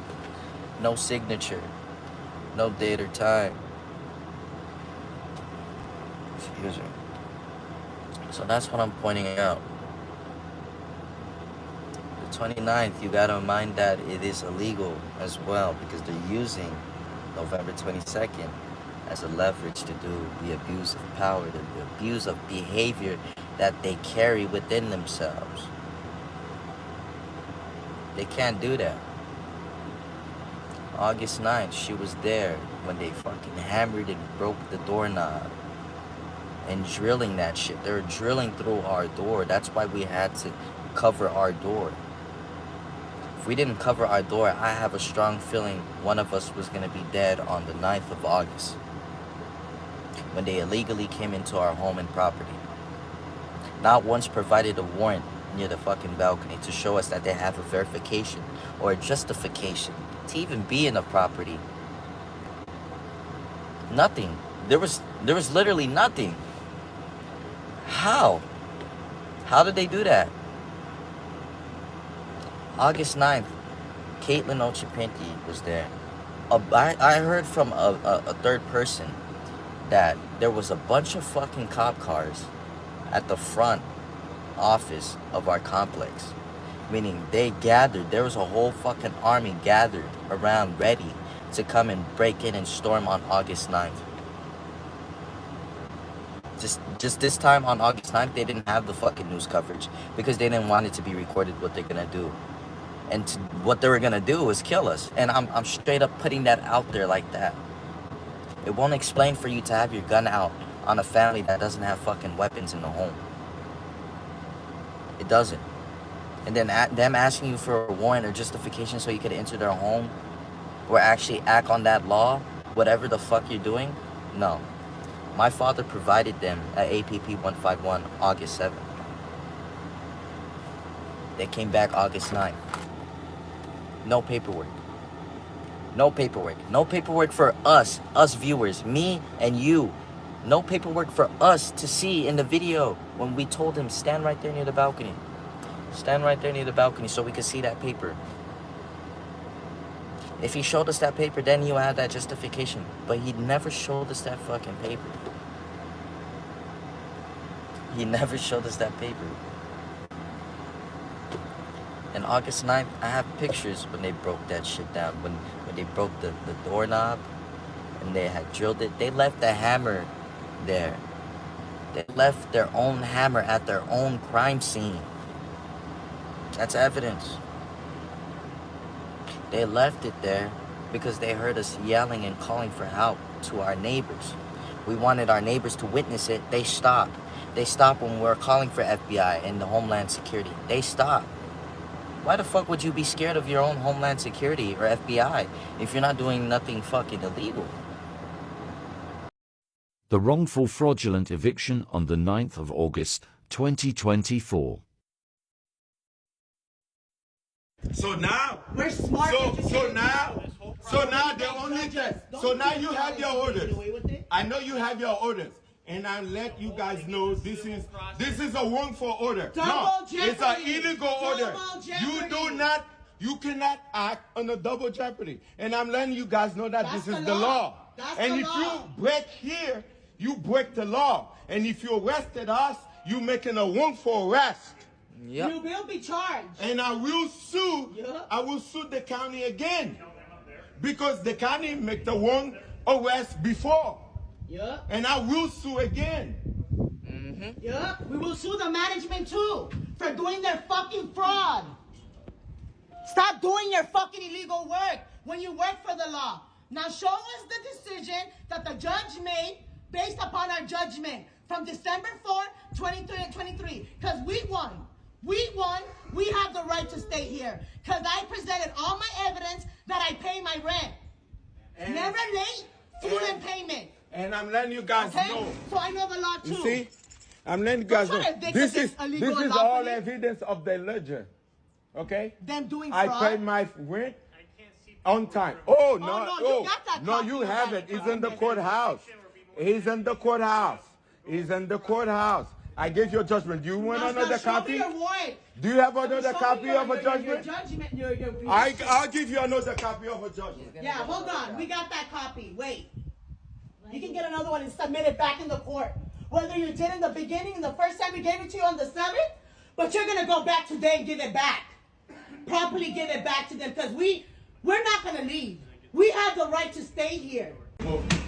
Here you can hear them drilling the keyhole and using a hammer to break the lock. They stopped later on because we screamed for our neighbors to call FBI, NSA and Homeland Security.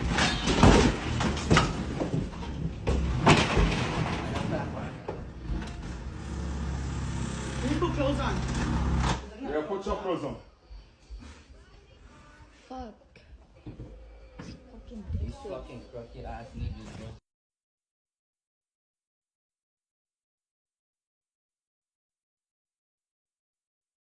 Please share. What are you to be afraid of, right? You're the law, right? You're doing something lawful. What are you to be afraid of on August 9th? What made you stop to leave the hammer there and leave the door halfway fucking broken? Mind you this, since August 9th, on August 9th, there was never, ever any complaint about a crime being done, there was no fucking crime committed. There was no arrest made. There was no arrest made throughout the whole August. This says that I was walking out in the street of Moore Park and saw cop cars. I saw cop cars. My dad saw cop cars. They did not once pull him over in the street to arrest him because of a fucking eviction or trying to come into our home. So explain the days leading after August 9th. Explain those times I saw officers and they didn't do shit. Because they can't. Especially in public, there's viewers, there's witnesses, they can't. They will put them in the spot even more. So on September 18, they saw a vulnerability. They saw it. This time they came with the news to tarnish us, label us as being hoarders, staying in our home, that we don't want to get out. That what's that word for it? When homeless people go into homes, what's that word? You people know it. You people know it by the heart. What's that name? They squatters. They think we're fucking squatters. We lived there and paid our rent. We won our judgment from December 4th. That shows rent has been paid. Even the ledger, the fucking receipts, all of that shit was submitted on the 4th of December 2023. Everything was submitted. The only thing that didn't happen on December 4th, 2023, the second party. The second party never showed up. The same party that sued my parents never showed up. My parents provided receipts, all evidence, the ledger, all of that shit. That they have an agreement to pay their rent and nothing to pay about the valet trash. We throw our own trash out. So how the fuck are you gonna charge somebody for trash when they throw out their own trash? And they didn't agree to it in the ledger. They didn't agree to no fucking trash. So that's what I'm stating here, everybody. It's insane. It's not making sense anymore, their story. It's not. So on September 18, they broke in. They shot my dad. They beat me up. Fucking Steve Donlon with the shield came and beat me up, punched me up. I fell unconscious to the fucking floor on my stomach, where there was about a good 3 men on me, meaning two men, one on each leg with their knee, one on the left side, one on the right, for each knee on my legs, the back of my fucking legs, kneeing and squeezing it, squeezing with their knees. Then another man on the right side of my fucking shoulder, squeezing with one right knee on my back and one left knee on the top shoulder near my neck, parallel to the other detective that's doing the same shit, or sheriff, same one doing the same fucking position, one on my back, one on my right, top shoulder near my neck, squeezing the life out of me. I swear to God, they're squeezing the fucking life out of me, that I had to raise my hand out and call out for my mom because I felt death. I literally felt death around my neck. And I felt that on September 18 will be the last day I see my parents, will be the last day I ever communicate and have my family ever again. I thought I saw death. I reached out to my mom. She saw blood in my mouth. I had blood on my mouth from the punches from Steve Donlon that knocked me unconscious. Not just that, when they were squeezing me, Steve Donlon is behind me, punching the living shit out of my back of my head. From the right side to top here, to the left side up here. Punching my fucking head. He punched me pretty bad where in jail I would have jumps in the middle of my sleep. The same jump that I just showed you, my body would spaz out. And it continues to this day. My brother recorded it. He didn't record it with the video, but it's recorded by his testament that he heard me. Like if something was, like if the table, if something was knocking like that, but like if my feet were hitting the table or something. And then he went into the living room, and that's where he saw me with the internet box that was falling on me. I wasn't even aware of that. The internet box was on me, and supposedly the stool fell on me. I have these unpredictable moment of seizures sometimes that I don't even realize it. That's how bad it is, people. Meaning I could die in the next 3 years because of what was done on September 18. These people are trained to kill. These people are trained crazy combat. They know exactly where to hit somebody in the head to turn them into a vegetable. Everybody knows that it is not proper to hit somebody in the back of the head. That is attempted murder. Even in boxing, it is illegal to punch somebody in the back of the fucking head. Totally illegal. So he knows what he was doing, everybody. These people are wide aware. To plan it, they're wide aware to do all of this shit. And that's what I need everybody to realize. So they cannot do this shit ever again to any type of family. Because I won't let that happen. I won't let it slide. No.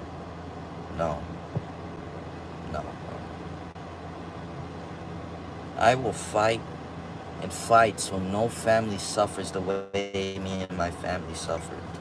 And I'll make sure of that, everybody. I'll make sure of that. Best believe my word, because what I say, I make sure it comes into existence. With these motions, with these emails. Their next move is possibly going to be a next stall. Their next move is probably going to be a new doctor. And if it's not a new doctor, their supposed new doctor is going to be actually Suzanne, that puts in the report her fraudulent bullshit, knowing she never seen my father, and you, the viewer, knowing that she never visited him or seen him. There's video footage in the past that she never visited him or seen him, or doesn't even know nothing about my father. But yet she's filing false reports. That's a contradiction right there, everybody. That's a huge contradiction. And that's what I need to bring up, because this is important. It needs to be brought up. This is a huge contradiction, and everybody has to keep in mind that my father was visited by Tracy Simic on August 12th, 2025. August 12th, 2025. And yesterday, which was August 21st, Ashley Suzanne submits a report. How can you submit a report without evaluating somebody? How can you submit a report without physically or verbally talking with the individual? What would the report be about? A ghost? Like what? Doesn't make sense. So I'm explaining all these events. My father was ambushed on the 28th, just how we were ambushed on the 22nd. Everybody has to keep that in mind. It's the pattern. It's the same patterns. August 7th, they came. We gave them a copy of the APP 151. John Nicholas.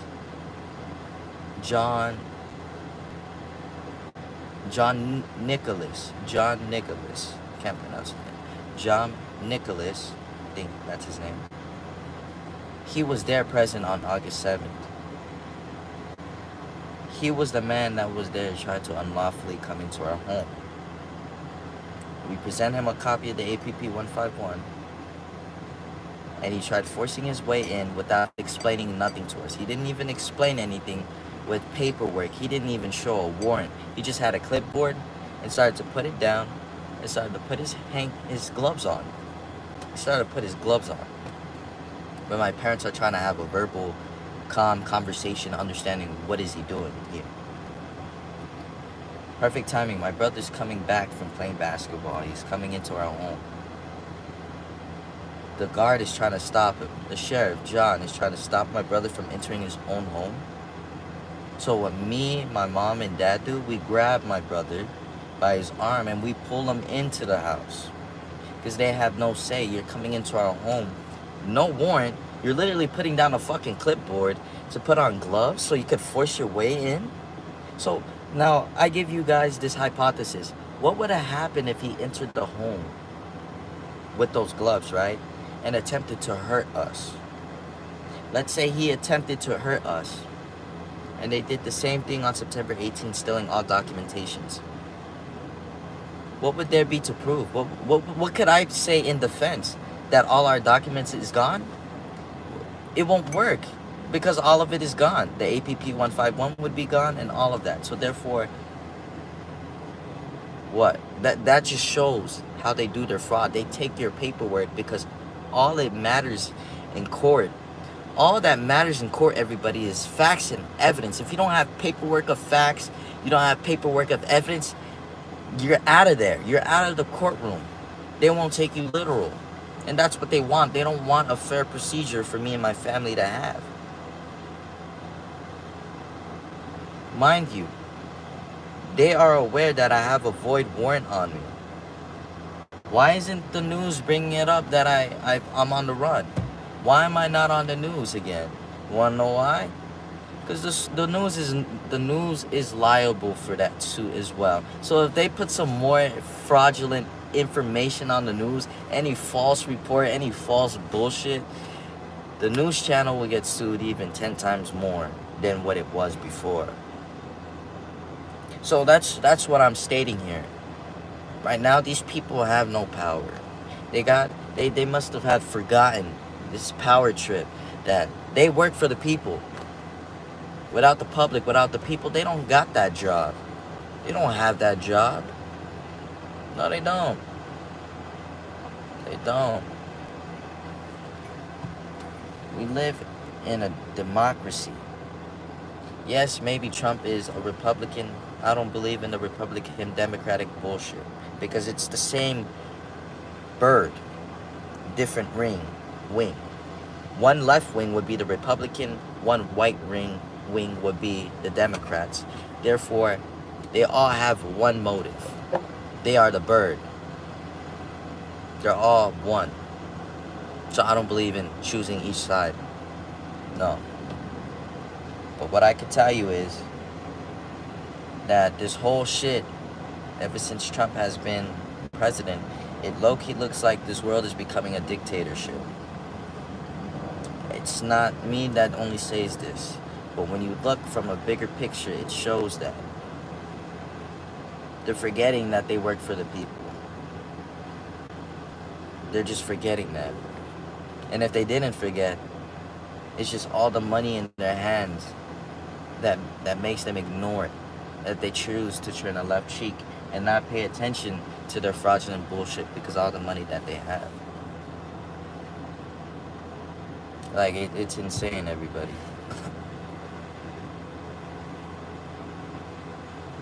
It's insane.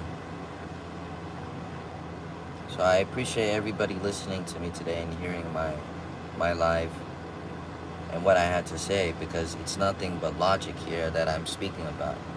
And yes, maybe you may get bored of hearing it. It's the same way I feel. I'm annoyed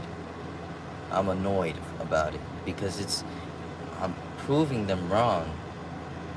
I have my evidence, and now they want to be in a fucking loophole. They don't want to present nothing no more. Court is not about one narrative side. It's about two sides having the right to say. The First Amendment. Both sides have that equality. Both sides have the equality to go to speedy trial or have their evidence submitted to the courthouse. It's that simple. You have evidence, it must be presented, not hidden and hide away from the public. Like Jeff Chambliss is doing, he falls under the Penal Code 132 because he's aware of fraudulent reports entering the courthouse. And he is conspiring. He's literally conspiring to commit a crime. Obstruction of justice is a crime. Defamation of character is a crime because you're filing a false report under 148.5 Penal Code. Filing a false report or lying to a fucking police officer is a crime. Now I'm speaking their language, and now they're stalling. They don't know how to proceed. They haven't presented no evidence. They still haven't presented any body cams. People, it is almost a year. It's almost a year.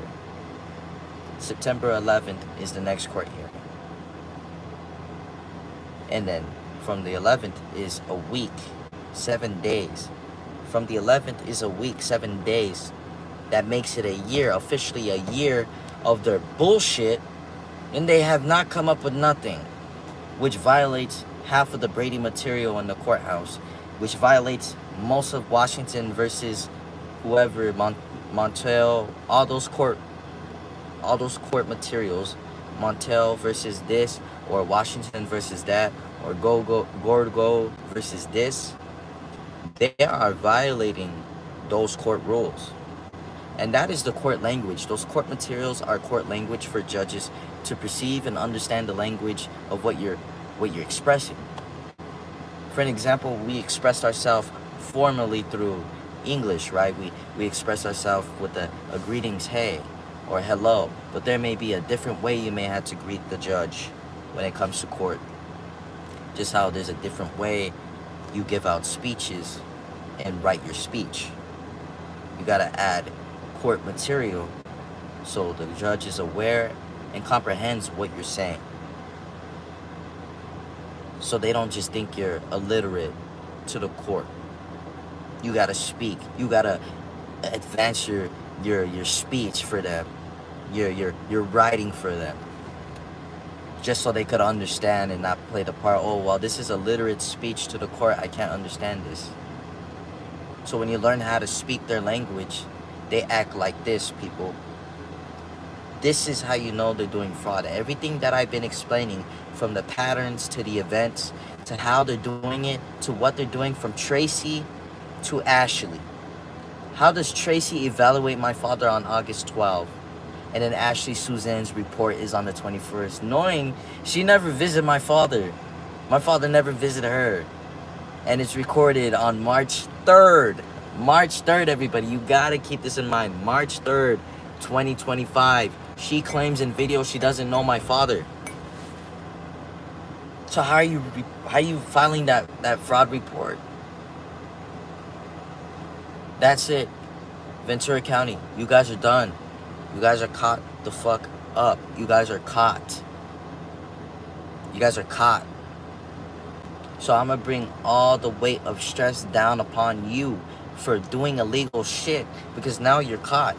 I've caught you. Today I caught you. Yesterday I caught you. On August 12th, I caught you. August 14th, I caught you. I caught you in each of these events. That's why you're struggling against one person filing all these reports. You're struggling against me, my mom, my dad, because we know what we're talking about. It's the same story. Nothing is changing in our story, but your story is changing. You guys are not bringing up that it's an evaluation no more. I mean, you're not bringing up that it's an eviction anymore. So what are you guys claiming now? You guys refuse to bring upon the court that it's an eviction. But when we were in jail, when you guys had the last laugh, you guys were laughing and mocking us. Oh, it's that family with the eviction problem. Okay, so can we discuss about that now that I submitted a USB with the fucking complaint that my parents won on December 4th? How the fucking management didn't receive their rent, how they were refusing to take the rent. They're literally refusing to take the rent, but my parents were still paying their rent. How does that work? They don't show up. And in the USB, it shows a full exhibit of my parents' rent and a rent ledger highlighted for the judge to understand what the fuck is going on. What is this? That's all I gotta say. Because with ignorance, people, you cannot never, ever wrap around the ignorance. You cannot make sense of a fraudulent fucking narrative. You cannot make sense of that. And the best way for your own health and for your own sake, you don't make sense out of that fucking fraudulent report. You cannot make sense out of it. For an example, you're analyzing it on why they did this. You will never understand why. And that's good. I don't want to understand why they did this. It's the fact that it's recorded and it's documented down of all the illegal bullshit that they're doing. That's all. But you cannot make sense of racism. You cannot make sense of prejudice. Because it's just something that these people have in their fucking minds. It is a delusion. To be racist is a delusion. To do illegal shit as a lawyer, and you swear it upon the oath, you raise your hand, and you swear to God that you will fulfill your duties as a public official, right? You lied under oath. That's a delusion. These are signs of incompetency for the judge, the DA, and all this shit to play a part. Like if their narrative is strong, like if it's the truth. The more I expose it, the more your tricks that you do in the shadow are revealed to the public. All your moves that you've been doing all this past years are exposed to the public. It is exposed on how you people perform your fraudulent misconduct. It is exposed your actions. Your words, your integrity of your words don't mean shit no more, Ventura County. To those that are doing fraud, your words don't mean shit because you keep doing it maliciously and knowingly doing it when you know you shouldn't be doing it. But the reason why you guys did it, you saw the skin tone. Oh, they're black. I don't think they know the language of the English. Oh, I don't think they understand the language of the court. Yeah, this would be a piece of cake. We could mock them in their own face during a court hearing, and there's nothing they could do about it. That's exactly their mindset. That's exactly how they thought. That we're black. We don't know anything about court. We don't know how to file motions. And we don't know what the fuck we're talking about. That's why everybody was taught at a young age by parents or somebody with wisdom to never judge a book by its cover. To never judge a book by its cover. And never be quick to assume. Because that's where it's gonna lead. It's gonna lead you into more shit. It's gonna lead you into a big pile of crap that you've been doing for a long, quite time. Like, it's gonna show from all these months of what I've been stating, these images, these videos, to show everybody, the public, what they're doing. Doesn't it seem weird that a man on the YouTube channel commented not too long ago, around October of 2024, stating that Edwige Mondesir is supposed to take a competency hearing, and that if they take his competency hearing, that he'll be released. If he finds out to be okay, that he's competent to stand trial, he'll be released. So he had prior evaluations by a doctor. One of them, that I remember, her name being Linda, she said that she would look at the YouTube channel, that she saw it or whatever when she previously saw him or whatever. I had to go back to that story another time. But she said that she would see the YouTube channel and that she claimed that she doesn't think my father is incompetent. This was around the time of October or November when he passed the competency, or it was around December. He passed the competency. He passed it to be just okay. They continue with more evaluations. And they continue. They kept getting contradicted that it's a valid report. That's why nothing was ever reported about his competency these past few months, everybody. Because they're hiding those valid reports. Because the valid report contradicts them, just how I'm contradicting them in the present moment as I speak to you guys. That's the most craziest shit ever.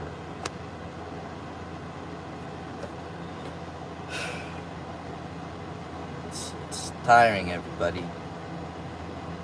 I went live for about 93 minutes. This is how you know, oh man, I could keep talking about it, exposing it until somebody properly understands it. I could literally go back from the beginning all over again. But people have lives just as I do. I have stuff to do. I'm gonna continue to expose the living shit out of them. that I'm gonna get next to filing a report, a complaint report, and not just any type of complaint, a civil lawsuit against Ashley Susan. I'm gonna file a civil lawsuit against Joe Steinfeld. I already have one pending for Jeff Chambliss. So once Jeff Chambliss receives this lawsuit, he can no longer represent my father and do fraud on his case. If I sue Joe Steinfeld as well, he won't have any say in my dad's case. Why? Because he's being sued, and on top of that, he was never, ever present in my dad's hearings. He was never there to visit my father and consult with him about his case. Since September 18, Joe Steinfeld has never visited my father until August 21st. That's when he visited my dad. Literally, that's when he saw my dad. And what's bothering me to this day, for the DA to state that, oh, we're a tie. What the fuck are we a tie about? I literally want her to elaborate on that. I really want her to elaborate, because I'm very intrigued and I want to know what she's talking about a tie. What do you mean that we are a tie? So are you claiming that you're struggling against the shit that we're presenting into the court because you don't have it? That's why it's a tie? Because we're now in your level of speech, we're on your level of paperwork, we're on your level of documentation, you're claiming that it's a tie? Don't you find it weird, everybody, that me and my family are gathering all evidence to submit to the judges, the DAs, and the attorneys, yet the DA has not presented nothing yet? The DA, the district attorney, has not presented any prosecutorial evidence to take us away, to send us away. Where is the DA's evidence? Where is the body cam? Where is all of that? Like, these are the questions that need to be brought upon and asked upon the court. And that's what I put in the recent motion. I put that in the motion regarding corruption of their fucking unlawful behavior, about the unlawful arrest and the unlawful shit that they've done, obstruction of justice. I'm gonna put this image up for you guys up here. I'm gonna work on this video today and make sure it's uploaded either today or tomorrow. If not tomorrow, the next day after tomorrow. I explained to you previously why I couldn't previously stay on those lives. I am watching them. As I previously stated in the previous other lives, I know I made like 2 of them. I stated, I am watching you people. I am watching you, and I'll keep watching you. So go ahead, do your fucking bullshit. On September 11th, I'll have many motions on you, and I'll have lawsuits sent to the fucking courthouse. Because you guys are playing games? We'll play it, and we'll take it there. I will call you guys every fucking day bothering your office. The same way you harass me and my family thinking you're doing something lawful, just because you have a badge, just because you're a DA, you think you have power? No. You don't. And I'm showing it to the public right now and everybody else that visits this channel and watches. You have no fucking power. And this is my First Amendment to cuss and express myself, that you have no power. You have no power. And it's showing. It's really showing right now. So go ahead, do more fraudulent bullshit. Ashley Susan, I'm getting on that lawsuit tonight. Tonight. Because I have this mind here up here that has not forgotten what she has done on March 3rd, leading up after that. March 3rd, everybody. You gotta keep this in mind. March 3rd is the most important. She claimed that she doesn't even know my father ever visited him or seen him. But I'm hearing on the 21st she submitted an invalid report about his incompetency. But there's no contradictory about the competency from the 31st of July. We're not hearing about anything about that date. They're just brushing it underneath the fucking rug. I want to hear about why you're asking for this next evaluation. I want you to contradict Mike Rodriguez's report. By the way, as we speak, I sent him an email previously that I want any report, any valid report from the 31st of July 31st. July 31st of 2025, I want any report. So when they do some bullshit, they will be mailed and emailed, each and every one of them, my dad's competency report from the 31st that was valid. YouTube will be the first to know. And on top of that, they will be the first to know. Through emails and through certified fucking mail address. I'm a serious man when it comes to stuff like this because you are playing with my freedom. I'm gonna show you that your freedom, whatever abuse of power that you have going on, won't last long. And that you're accountable for some bullshit that you're doing. And there's consequences. You will all be charged. You will all be charged. I told this to Krista Rubino. I told this to Matthew Rodriguez. You will lose your job. The day they stole me from my home, that's the right term I'm gonna use. The day they stole me from my home on September 18, I told them in the car, what are you guys charging me with? They said obstruction. No, not obstruction. They said battery on a peace officer and resisting arrest. I laugh at them. I said, oh, really? Okay, we'll see. And sure enough, they dismissed in preliminary hearing battery on a peace officer because Steve Donlon wasn't injured. There was no report, there was no medical report, and there was no bruises on his face. They dismissed that charge. Back to the car moment. I told Krista Rubino and I told Matthew Rodriguez, I'll make sure you guys lose your job. And I want you to be watching this, Matthew Rodriguez, because you are watching this live on September 18, when you transported me to the main jail of Ventura County. You were sitting next to me on the bench. And mind you, they keep you on this bench and then they tie your hands together and they connect another chain of handcuffs to hold you on that bench. He's sitting across from me. He puts the volume loud enough for me to hear. I hear my father's voice. I recognize it. I'm not a stupid man. Neither is my father. That's why I'm very persistent and determined in the stuff that I say and very confident. Because I know what I'm saying. And I know it's logical. It's very logic. So my point is, he was watching that video of my dad live.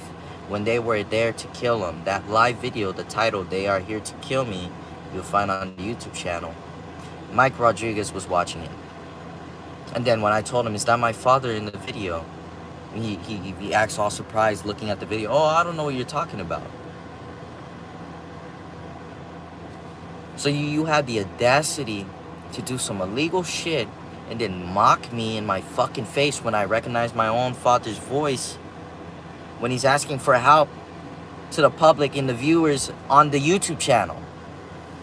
You know how painful that must be for anybody to withstand? I want people to feel that pain. And then I want them to see me and how I upgraded that pain into work. I want them to see that it motivated me to expose their living asses all over the fucking YouTube channel. Matthew Rodriguez, the deputy, badge number 4725, claimed that it was not my father in the video when it's my father in the video. That was the only person live at the time when I was taken into custody in jail. Mind you, my father was live for 2 hours. Once they came in, they beat me up and my mother and everybody else. They took everybody out of the home quickly to do some illegal shit. And I'm explaining to you the illegal shit that they were trying to do. I'm gonna give you guys a taste of history for Ventura County. This is about a man. He was a revolutionary. His name was Fred Hampton. He was a part of the Black Party, the Black Panther Party. And the way they came into his home is equivalent to the way they came into our home. No warrant. They came into his home as intruders, Fred Hampton. He had a person in the front of this door, like a bodyguard or whatsoever. And they came in, they shot that man And when they shot that man, they raised about 100 bullets into his home. They shot through the walls. They shot through the walls, and one of the bullets possibly hit Hampton. Not sure, because he was drugged.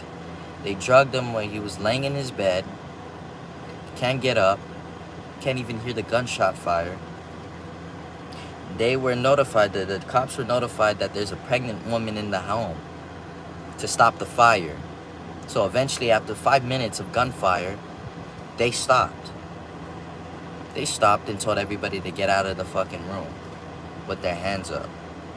So the mother that was boring Fred Hampton's child exit the room, and all the 7 survivors of the Black Panther Party, they exit the room. They hold the mother at gunpoint with the fucking gun on her belly, on the baby.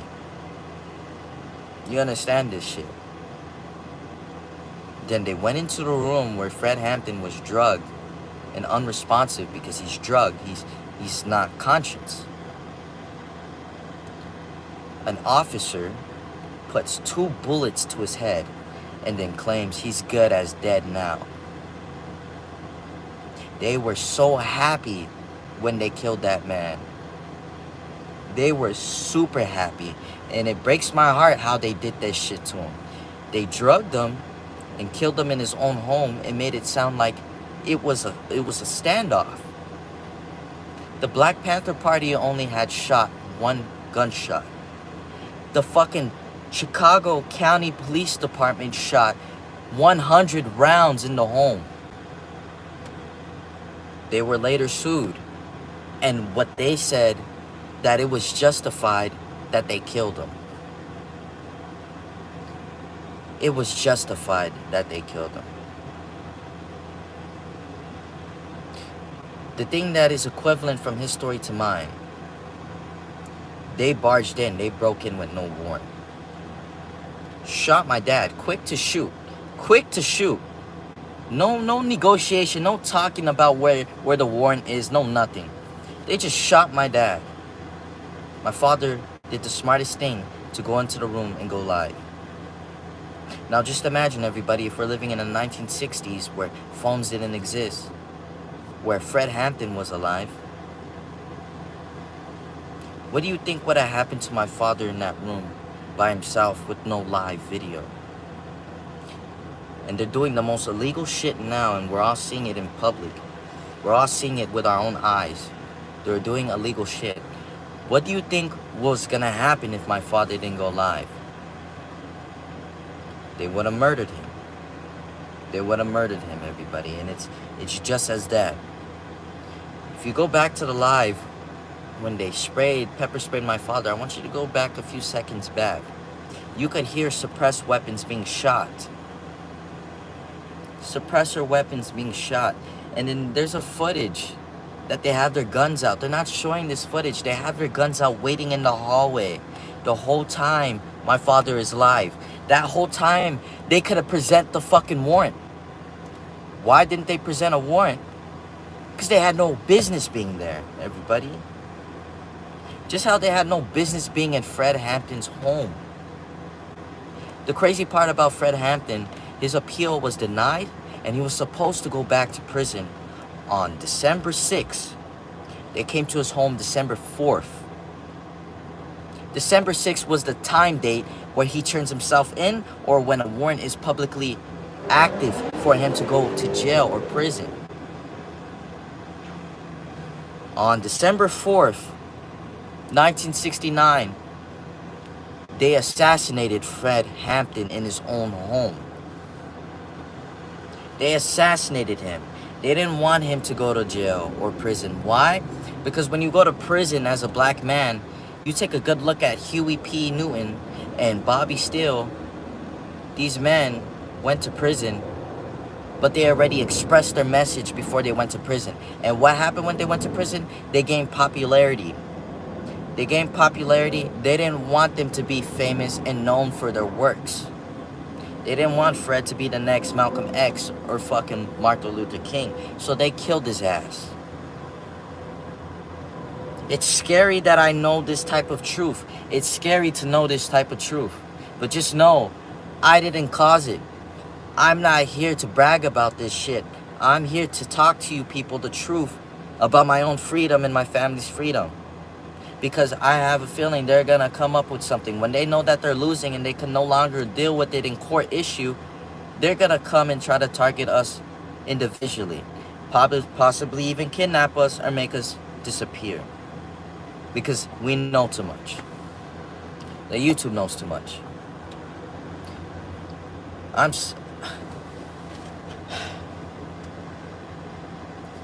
It's insane, people. It's insane. I need people to stand with me to call Ventura County Courthouse, bug the living crap out of them, call them, and call them until they eventually stop this fraudulent bullshit charade. Because all of them are involved. I have names. Next is just paperwork with lawsuit. And then next is summons. There's no more running. And there's no more hiding for those individuals. Mind you, so no longer we live in the date of Fred Hampton. We don't live in the time Fred Hampton was alive. We live in a new day, 2025. Diversity is all around. Phones are all around. Biracial children are being made all around the world. Racism shouldn't be a thing anymore. And if you are racist in 2025, you're the most dumbest, ignorant, asshole, arrogant piece of shit in this world. It's just plain and simple as that. Anybody could be racist. That's why I'm stating this right now. Anybody. I'm not bringing race in it.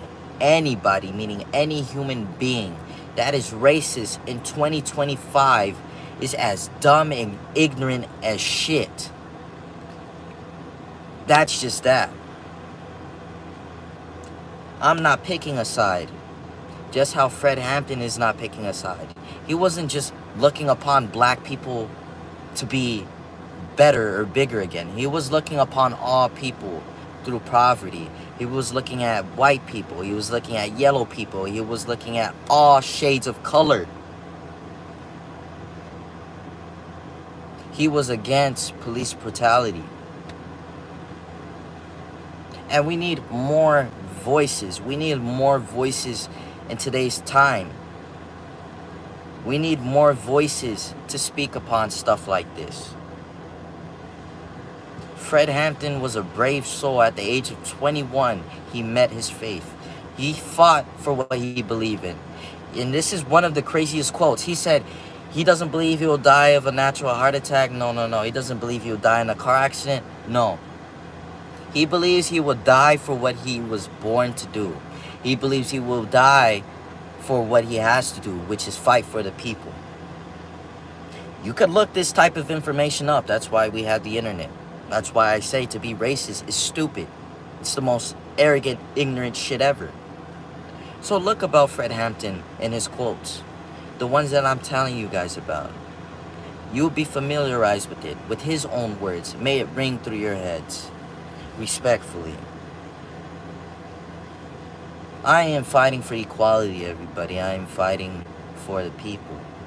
I am fighting for immigrants which still have rights. I'm fighting for people that are being mistreated in Moore Park and Ventura County. I'm fighting for people that don't properly have the voice to defend themselves.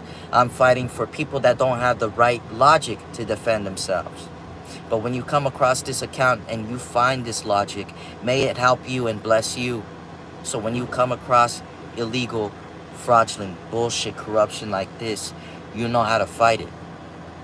You know how to fight it and stay strong.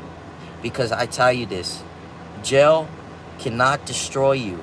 It won't destroy you if you know where you come from. Your parents made you.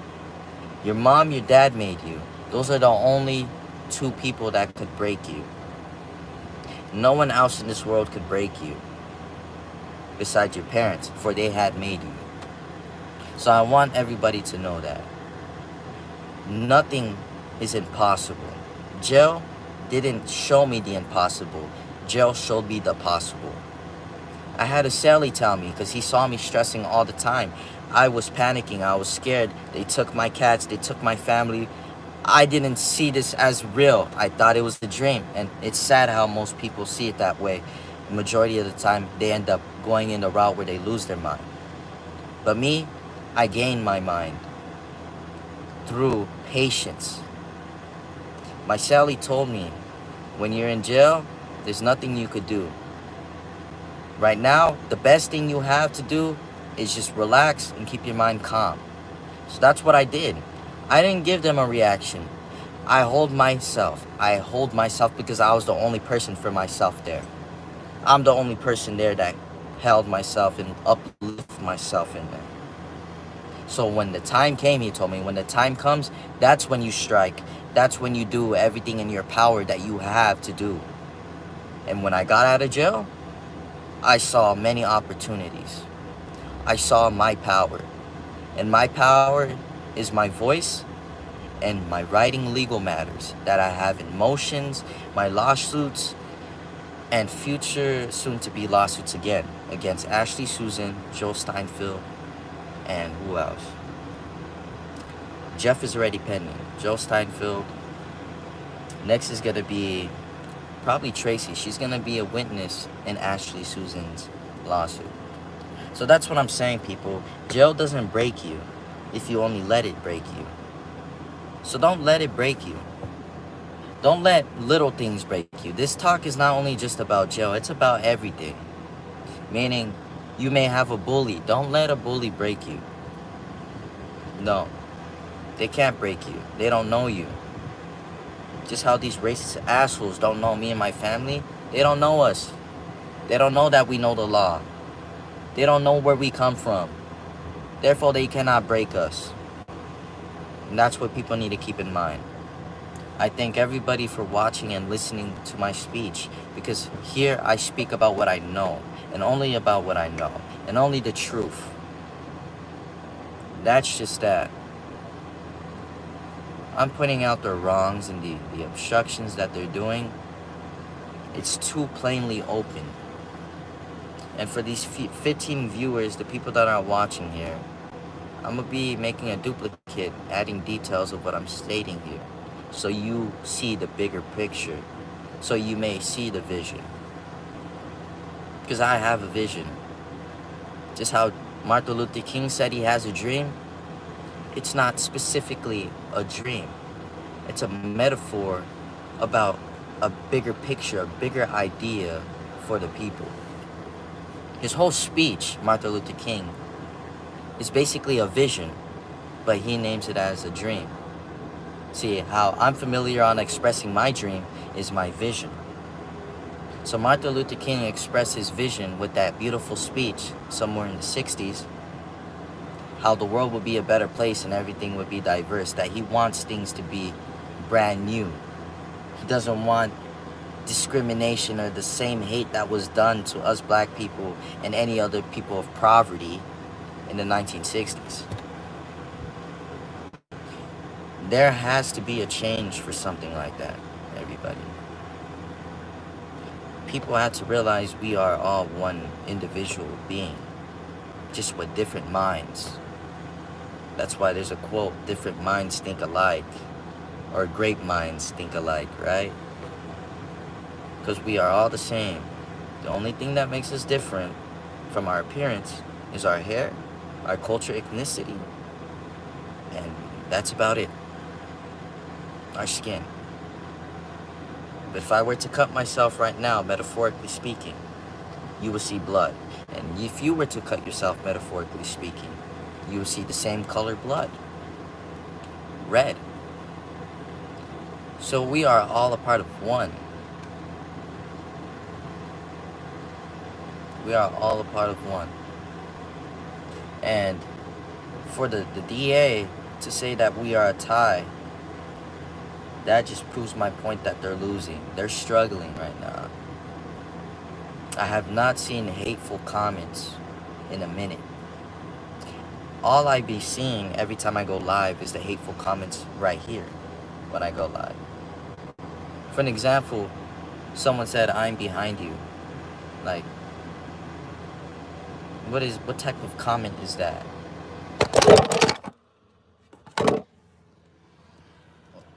Phone fell. Sorry about that, everybody. Yeah. And another one said, "What's up, my N-word? What's good?" These are the this is what's going on live right now, the comments that I'm seeing. And another one, "Your dream is to yap into the void while sitting in a car full of junk." That was somebody's comment. But I don't see these comments anywhere else on the channel. But every time I go live, it's like I'm striking a nerve on what I'm saying. And I know I am. I know I'm striking a nerve. Because I'm not speaking no bullshit. I'm not speaking no bullshit. I'm showing people the truth. And later I'm going to put it up here, as I clearly stated in previous videos. So, go ahead. Keep doing your fraud. You're going to keep being reported and documented, and it's going to be sent to the fucking higher circuit. I don't know who these people think they are, but they won't get away with it. So someone said, "You don't have to speak it because you are it." And someone said, "Don't turn left." And that's true. I shouldn't have to explain myself much. But I explain myself much so you see the logic. You see that their math is not mathing. You see that their words that they stick by doesn't eventually hold value no more. They were claiming it was an eviction. It's not an eviction. That's what I mean when you lose your value of words. You don't fulfill it. You aren't accurate with it. You don't have the evidence or paperwork for it. So therefore you lose value of your integrity, your character. That's what integrity means. You lose that value. Then on top of that, you lose the value on what you're presenting and what you're saying. Does that make sense? It's clear. That's clear logic right there. That's how I know I'm striking nerves. That's why I always see some hateful comments on the live. But I don't hear nothing about it on the videos. It's been, what, 11 months? Have you seen hateful comments recently? If you have, please at me underneath them.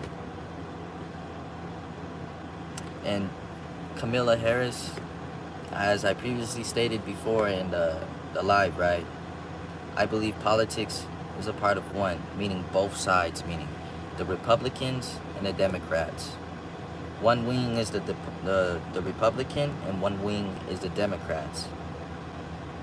In order for the bird to fly and operate, it may need its wings. And you want to know what that means, right? That metaphor, it may need its wings. It's a metaphor of control. That the bird is in control of the Republicans and the Democrats. So, that was an ignorant comment. Exactly. You don't even know what I'm talking about. Because I had to express it little by little. For an example, you have Republicans, right? You have the people that vote for the Republicans, right? So you supported the Republicans, meaning Trump and all that, and then you got Democrats who are Democrats, who follow Joe Biden, Kamala Harris, so on forth. Notice how the Republican and the Democratic Party have control over these Democratic votes, or these supposed people that they're it's easy to talk to them in a way, what they're gonna do for the country, but both sides don't end up doing what they're supposed to. So that's what I mean by it's one bird, it's one government with the same motive, but probably a different perspective of their motive, but they're all to reach one same goal. That's what I mean. Exactly, they're American people, they are citizens. I never denied that. But I'm explaining to them what I was stating, because As you clearly see, he didn't know what I was talking about. See, someone said, what the fuck are you talking about? MAGA, Make America Great Again.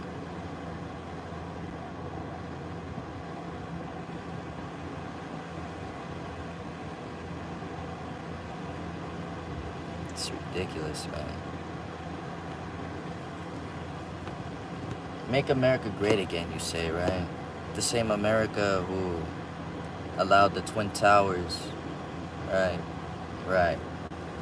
Supposedly because they were in debt of, what, $2 trillion? And then it magically disappeared, right? That same America, Make America Great Again. The same America, Make it Great Again. The one where they put a fucking propaganda on Muslims as being terrorists.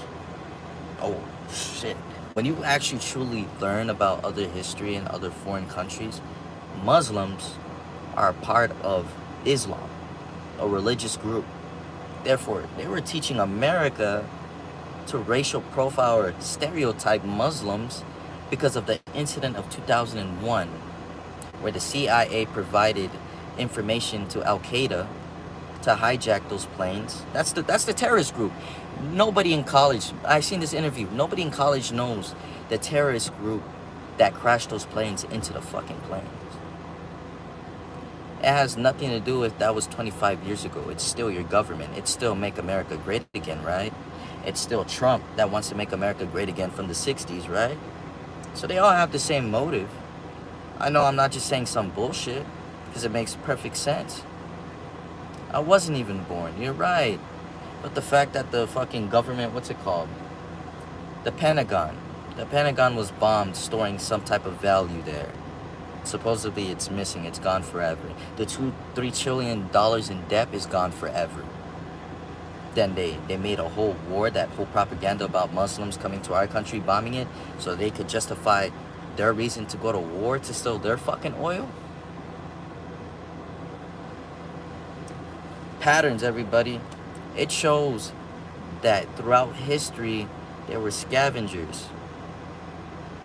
Yeah, the Twin Towers.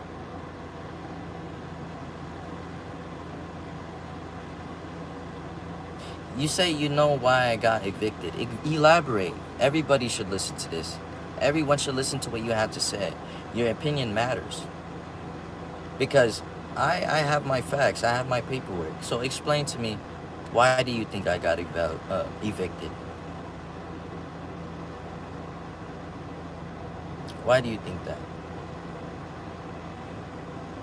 Mind you, America killed thousands, either 1,000 to 2,000 people that day in 2001. And it's throughout history. Let me date back to the First World War, so you guys are familiar with patterns and how they work. So in the First World War, in order for the United States to join the war, or the British Army, it was one of those two, during the war, they had gotten a couple of dead fucking bodies and put soldier uniform on it, and then had a boat that was already terrorized, or they sunk it or make it look like it was an attack, with dead corpses that were not soldiers, or possibly soldiers, I'm not sure. You could look this up. And that's how it was justified for them to go to war in the First World War. So I'm gonna go back up and read what you guys have to say. Have just said. He said, my bro didn't think about the Twin Towers until he became a military member.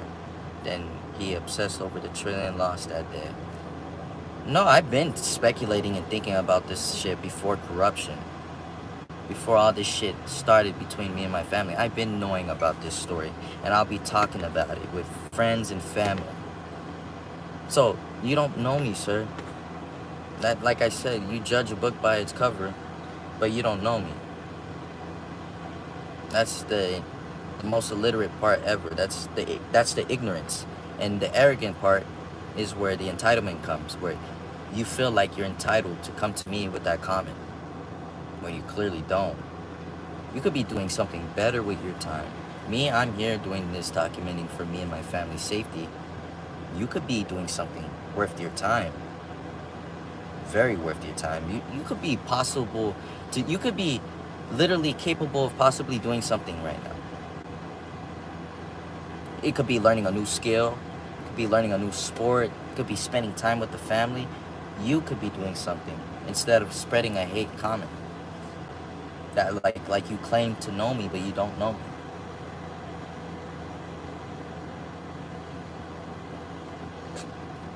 We were begging for a conflict, as if our bombs could protect us from anything. That's a comment from somebody. And someone commented underneath that, one of those two, not sure which, but he's gonna tell us all about it. Your liberal instructor taught you those lies. That's what a man said in the comment. Then America wasn't invisible, someone said. And someone said, you're supposed to judge books by their cover. That's why they exist. No. You want me to tell you why you don't judge a book by its cover? And I'm going to say it metaphorically speaking. When you don't judge a book by its cover, and then you actually read the book, like you really pick up the book and read it before you judge the cover, get to know about it more, then speculate that it's a trashy fucking book, you won't even have the thought of that coming through your mind once you just read it. You don't just judge, you read it.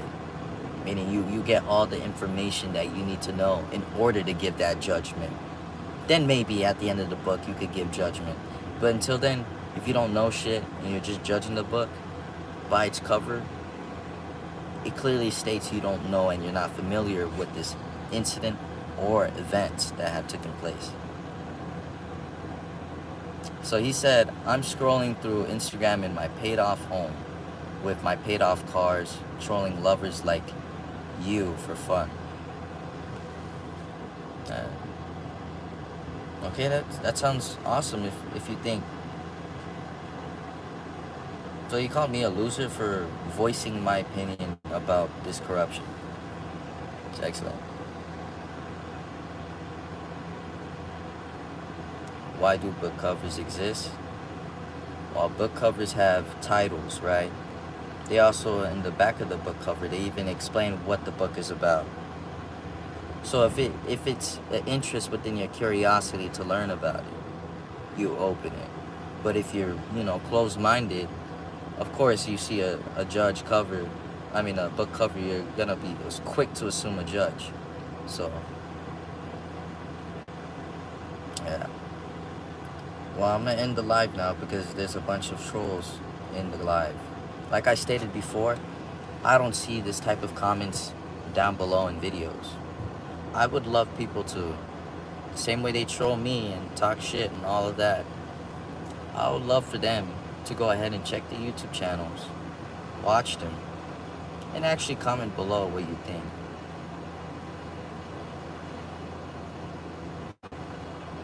But anyways,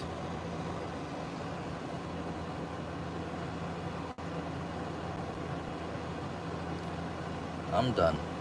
I said enough. I explained what they've been doing recently. I exposed it. That's why they're struggling. Thank you guys for viewing my channel and following up with our story and seeing that this harassment is constant. It's very, very relevant. It's present. It doesn't stop. Thank you for listening, and may everybody have a blessed day.